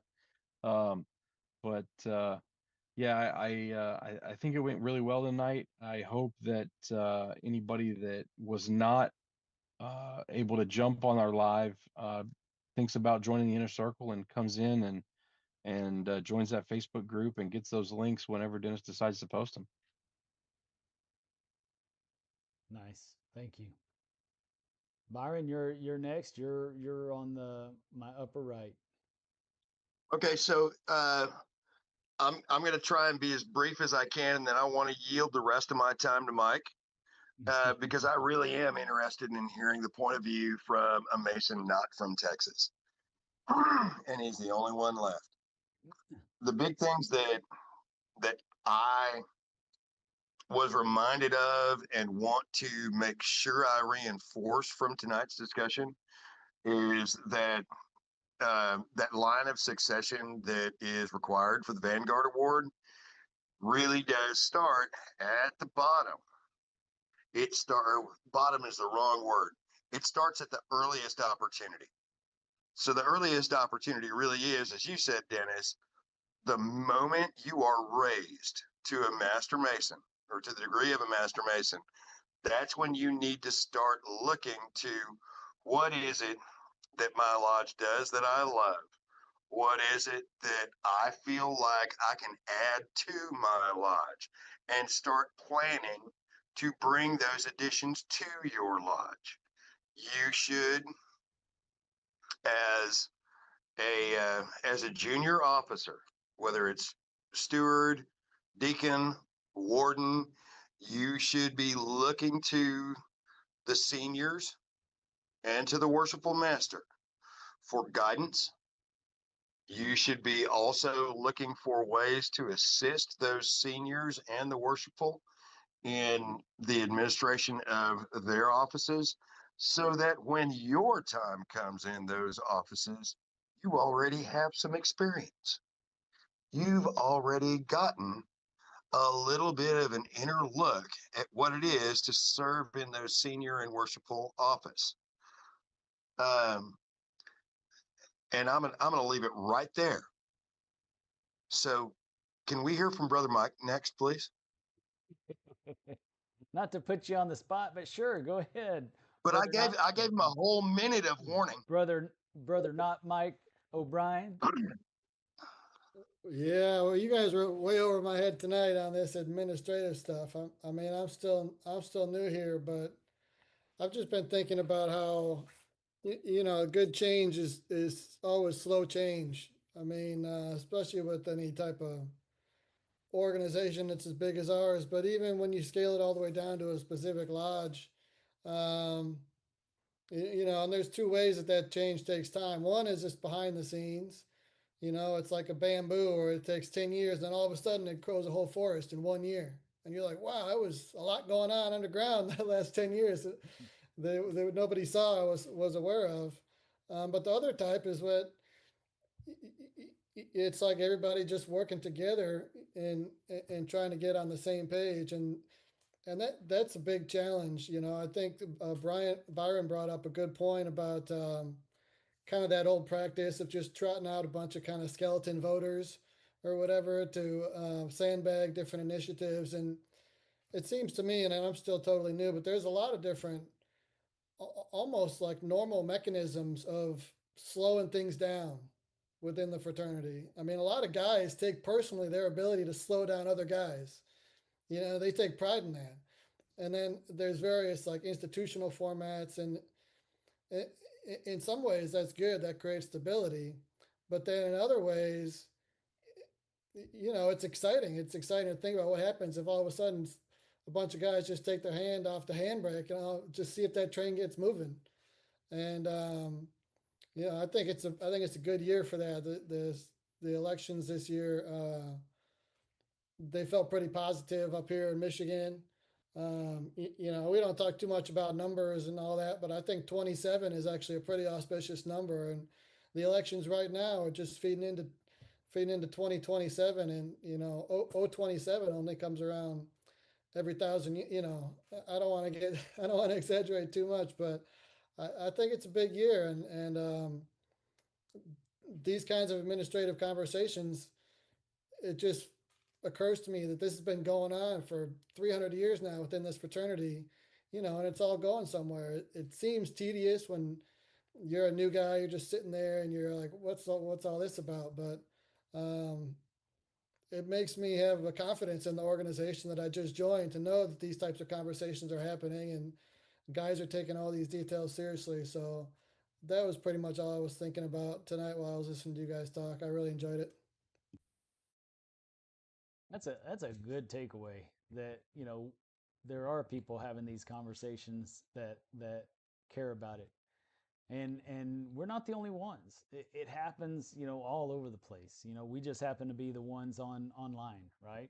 But you're absolutely right. There's brothers that are having these conversations all over, and especially within many lodges, they've had these conversations. They've done the planning. They've done they're figuring out how to cultivate that land so that over the next, it may not be happening this year, but next year it's going to really sprout. Or it didn't really happen last year, but this year is going to be a positive year for us. I think you're absolutely right that sometimes it's a matter of cultivation, and then finally it all just hits, and and there's a forest overnight.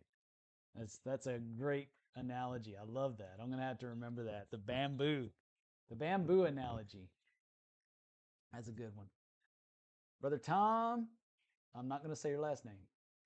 Tomas, what you got for us?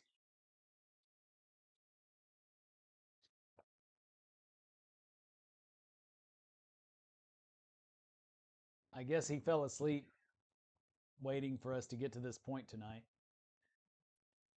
There he is.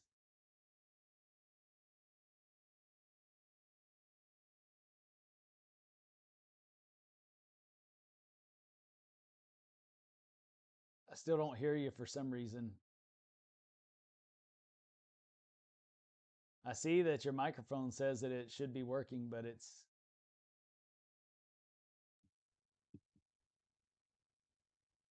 There's no little green box either.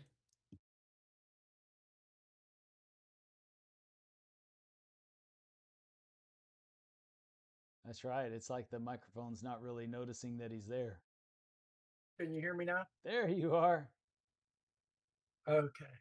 My AirPods probably did a timeout, but no, I thought it was a good conversation. It's had a lot more substance than we've had in a while, which was kind of thing I said when I first joined the inner circle. That was why I joined it, was because we had those conversations where someone was having a problem in their lodge, and then you got the advice from 6 or 7 other guys on how to handle it. So that was definitely good. Kind of it it's interesting because you bring up, like, we had brought up that one thing as far as the officers being installed, and it seemed like there was 4 or 5 guys had different answers to what it was, and it wasn't really based on anything that was out of the law book. So, and and I mean, I kind of take it seriously when I'm the junior warden, that's what I'm looked to for. So, I'm never going to speak on something that I'm saying that I know the answer. And it's like, well, until I have a chance to research it, I'm not going to speak on it, because I don't want to have to go back and say, oh, my bad, I was wrong. So, and I think that's kind of part of what you're learning as you're going through the chairs. You're given these other responsibilities as you're going. Yeah, and I've even read a few books where they mention, well, the worshipful master should pretty much know that law book, and if he's served as the junior warden, he should know it. And there's a lot of lodges that I'm seeing now, because we had the one discussion about the certification of opening closings. And last year, I wasn't a senior officer, so I don't remember any lodge doing a certification vote.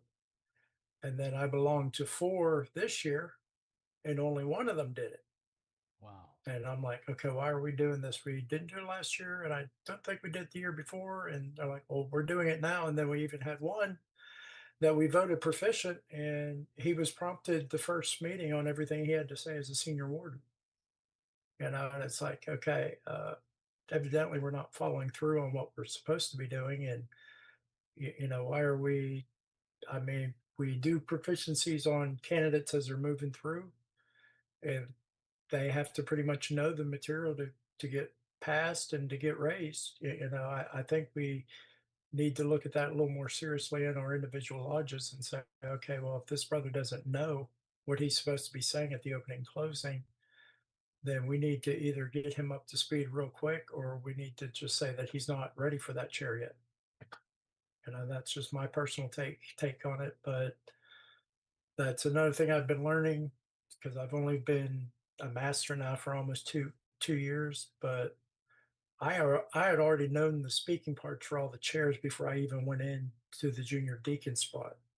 And people were like, why? I was like, well, I have to learn it anyway. Might as well learn it now. So, and I kind of paid attention when I was in a meeting.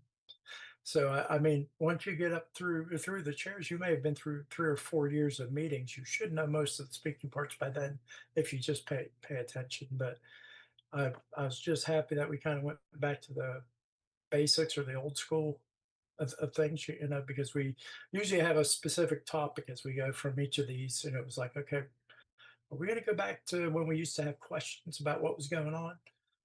So, but that was good to see. But that's all I have. Nice.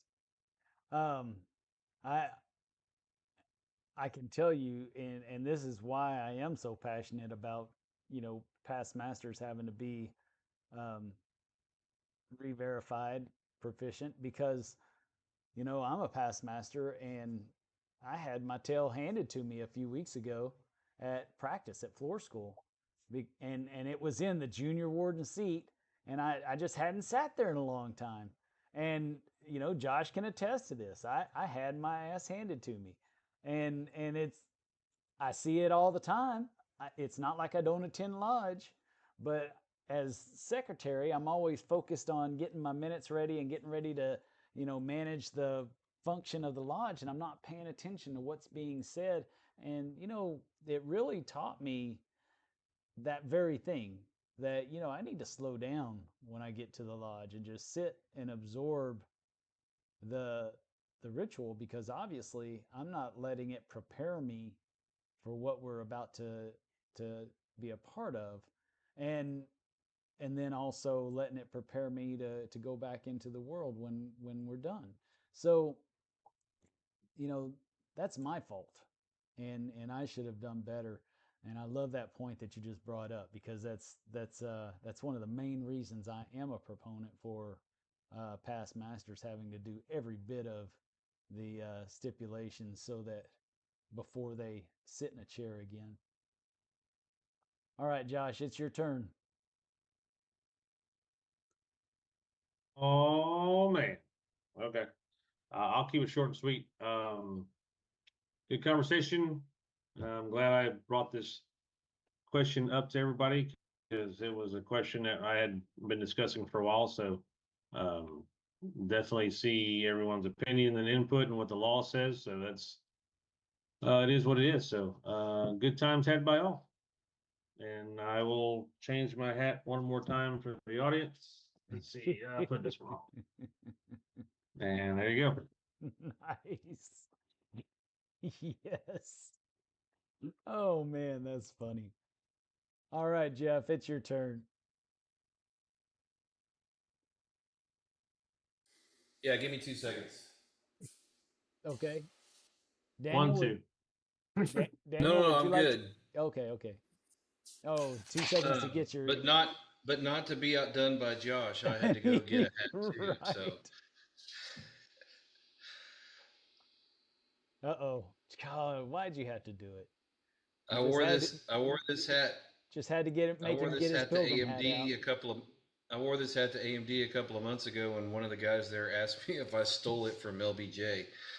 No, I have an Josh, open road thank you. also. No, well, this one's a little bit older. Oh, okay. I have an open road also. Josh, thank you for a great topic, and probably one of my favorite calls that we've had here recently. I feel like sometimes we tend to just have the same conversation and come at it from a different angle, but this was a good one, especially right now. But I think as I've kind of highlighted that, man, I think it's awesome that you can open and close a lodge. But I think that we spend way too much time making that the focus of what makes us ready to be an officer. And I think we owe it to ourselves to challenge each other and expect more. I agree. Being able to open and close is vital because it separates us from, the rest of the world. It there's a very specific reason why we're saying the words that we're saying. Very specific. And I think that it's important because it's supposed to prepare our minds and consciences. But but yeah, that's the very minimum of being an officer. Being an officer, you're taking on a lot greater responsibility than just reciting ritual, for sure. Brother Daniel Dutton. Brothers, Where's, friends, where's this is Daniel Dutton? I'm just Daniel over here. Dennis, I'm just Daniel. But No, I'm you sitting there are with the hat on. always I don't have the hat. no, you are always the master of your lodge. You are for the entire No, year. Don't forget I that. appreciate that. I'm just trying to keep myself humble over here. I Humble and understand. hungry. I understand. I understand. For me, this is a great topic. I think one of the things we touched on is succession planning in general, right? This isn't a topic that should come up today. Oh, it's the night before installation. You're not ready. Guys, there should be no reason why that happens. There should be no surprises. When it comes to voting, there should be very little surprises. Because if we're truly whispering wise counsel to those brothers who were in line, if they're not ready, they should know it. I'm not saying that mean, not saying that harsh, not saying that trying to be ugly. They should already know, brother, this is where you need to improve. This is where I need you to be to feel confident in voting for you in this next position. And we need to take upon ourselves to be true friends and brothers and to say those things and to not hide the lead. And with that, thank y'all so much. Again, one more plug for the inner circle. This is the highlight of my week right here. Actually, when we started, I was in the car with another brother who from my lodge, and he's like, "Oh, this is what you do on Sunday night. Oh, this is what's going on." So I'm hoping he's watching at home. He said he was too tired, he's going to bed, but um, you know, this is my Freemasonry. This is where my cup gets filled, so I can take it back to my lodge and really go in with that fire and excitement that I want to. Man, thank you, Daniel. That was awesome. As always, Brother Lee from the hill country of Texas. Oh, there you are. There you are. I was fixing to say, I just lost you. Yeah, no, I appreciate it tonight, and I'll be short and sweet. And again, I think it's a great topic, and as we've said many times, steel sharpens steel. And anytime we have these great conversations and topics, it's all good. I just also, while I've got everybody on listening, and I appreciate Dennis you opening up the aperture for those of us that are not inner circle members. I just want to thank those that have answered the various questions I've sent to each one of them on Grandview on the mobile app. And so I really do appreciate that. And the only question I've gotten, then I'll pass the baton back is, do you have to be a member or do you have to have an annual membership to Zoom in order to be in the inner circle? No, it's the way to join it. The inner circle is on YouTube. There's a join button, Yeah. and you just click on that, and then um, you can just follow the link, and you can get on Zoom anytime I send out a link. You can just follow the Okay. link, and you'll be able to get on Zoom. You don't have to have a membership to Zoom. And which, by the way, before you turn that screen off, before you turn your back screen off, just so everybody knows, that is a stained glass from the Grand Lodge of Texas, and that was in the Grand Lodge of Texas in Houston, and was hauled over to and reassembled. It was taken apart in hundreds of pieces and hauled over to the current location where it sits in the Grand Lodge of Texas in Waco, and it is one of the most beautiful sites. I visit there every year, every time I go to Grand Lodge. That is my sanctum sanctorum. That is where I go to get away from the chaos of Grand Lodge, because it's chaos on during Grand Lodge, because you've got 3,000 brothers all in one place talking that haven't seen each other in sometimes a year, and it gets loud and it's fun and full of energy, but that's my quiet place right there. I go there every year without fail. Best kept secret in Grand Lodge. Yep. Nope. I've heard about it last year, and brother Brad Huff talked about it, and I saw it. And so when I was up for annual communications, I made a point of going and finding the secretary's office, grand secretary's office, and then just going to the left of the grand secretary's office into that area. Being a veteran, it was pretty awesome room to be in. So it's a great place for reflection. So I agree with you very much, and I will be joining the inner circle as soon as we hang up tonight. Wonderful, thank you. I'm glad that you're interested in it. Go ahead and stay on when I shut this down because I wanna share with you guys something that's pretty exciting that's fixing to occur. Um, with that being Quick, said, Dennis, after you join the inner circle on YouTube, you got to join the Facebook group so you can get the link. yes, yes. Do I have to invite or can you request? Just request and then me accept it. I can't remember. I don't remember either. I think they can search it and then ask to join, and then you have to approve it. Yeah, but it's the inner circle. It's the inner circle page. It's not just the regular Facebook page. It is the inner circle page. Right, but the inner circle page does not have the link for tonight's call. Yes, it does.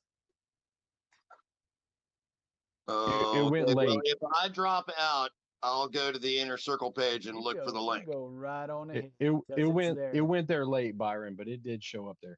It was on the public page and the inner circle page. Well, I figured I'm gonna go since there I was now putting so it I on can the figure it public out. page, then I wouldn't need to tell everybody where it was. Right. So yeah, it was on the public page, and then a couple of people asked, "Well, where is it?" And so I said, "Oh, okay. Well, let me put it on there." So I put it on there.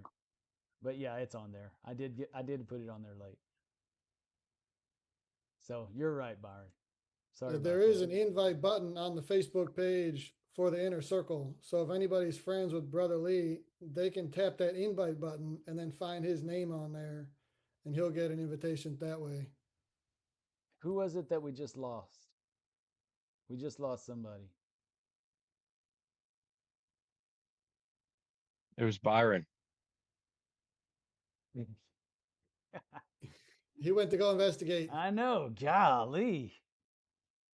Talk about aggressive. Okay, hey Dennis, I just joined on YouTube, so y'all just send me whatever Awesome. you need to send me. Wonderful. Yeah. I'll send it to you as soon as we get off of here. Okay, thank you, brother. I'll sign off. I'll Byron's pass the baton. All right, I'm gonna give my final thoughts, and then we'll stay 5 minutes after, and because I got something I want to talk to y'all about. Friends and brothers, thank you so much for joining us tonight. Our nights are always successful because of you. It's not because of me. There's Byron. You went and checked on it? Is that what you did? I went and joined from the inner circle page. Okay. All right. So friends and brothers, thank you so much for showing up once again tonight. It is truly my distinct honor to have the support and trust from all of our friends and brothers. And I say friends and brothers because I know that there's some non-Masons out there that show up week in and week out and support us, and I appreciate that. It really inspires me that we're doing something right when we're not just an echo chamber to ourselves. That, to me, that feels like we're doing something right. If the things that we talk about can also be applied outside of this fraternity called Freemasonry, this brotherhood called Freemasonry. I really enjoyed the show again tonight as well. I think that it was a challenging question and there were challenging answers, and I'm glad that it made us look. I'm glad it made us think. And I may be wrong on a couple of things on there today, and it sounds like I am, but I'm telling you, I spoke to some committee on work members, two of them, as a matter of fact, one from up north and one from down south, to find out about the 101 and 101A because of how crazy that it and the laws sound, and also talked to two different attorneys in jurisprudence on it as well, because it really, I really wanted to get it right. Just like I can't remember who it was that brought it up, but they said it wasn't okay to say if there was a nice DDGM. That's absolutely correct. We shouldn't be relying on the kindness of someone else to bend the rules for us. We should be doing our job. We should be diligent in what's expected of us. I mean, these are minimum requirements that are expected. We should absolutely be diligent in making sure that we're handling our business, and not with just with that, but with the mentorship of the lodge. It's vital to the strength and support of the lodge. We tend to, because of the way our our our lines are set up as having 1 year in each position or what have you, we tend to have this very narrow focus as to what our responsibility is, as far as, we only have 1 year to do what we want to do, and then we're only responsible for that 1 year. But that's not really true. We're responsible for every year leading up to that year and every year after our 1 year in that chair, because we have a responsibility to our brother. And in having that responsibility to our brother, we have a responsibility to the lodge. I've been writing a paper this past week on some of the founding fathers of our nation as well as our state. And we're standing on the shoulders of true giants in our fraternity. We truly are. The men of yesteryear are just leaps and bounds the ideal citizens and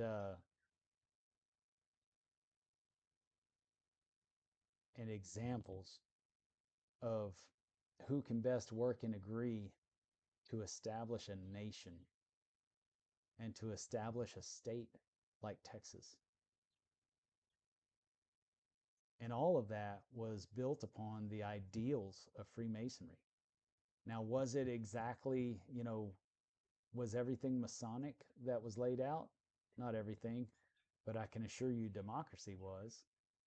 I can assure you that the ideals of doing for the greater good, just because it's our duty to do so as human beings, that certainly is an ideal of Freemasonry. And I have to say, the very least we can do is make sure that we're that same inspiration for the next guy that walks through the door, because he might be the next George Washington, or the next Benjamin Franklin, or Manly B. Hall. You never know. He might be that next great leader that arises, and it's our job to help him to be the most upright and forthright person that he can be, because he's relying on us. And in that same token, we can't do that unless we're relying on somebody else to help us to do the same. So with that being said, I appreciate each and every one of you that comes on the show week in and week out. Inner Circle members, I truly appreciate you, and all the brothers and sisters and friends out there that support us online. Thank you. I am grateful. I'm humbled by that that this is meaningful enough to you to trust and support us. So with that being said, I'm going to say good night to everyone out there in the great wide web. And if there's anything that you can take from this show, it's that we need to be humble. We need to stand upright in all of our doings, and we always need to keep it between the points.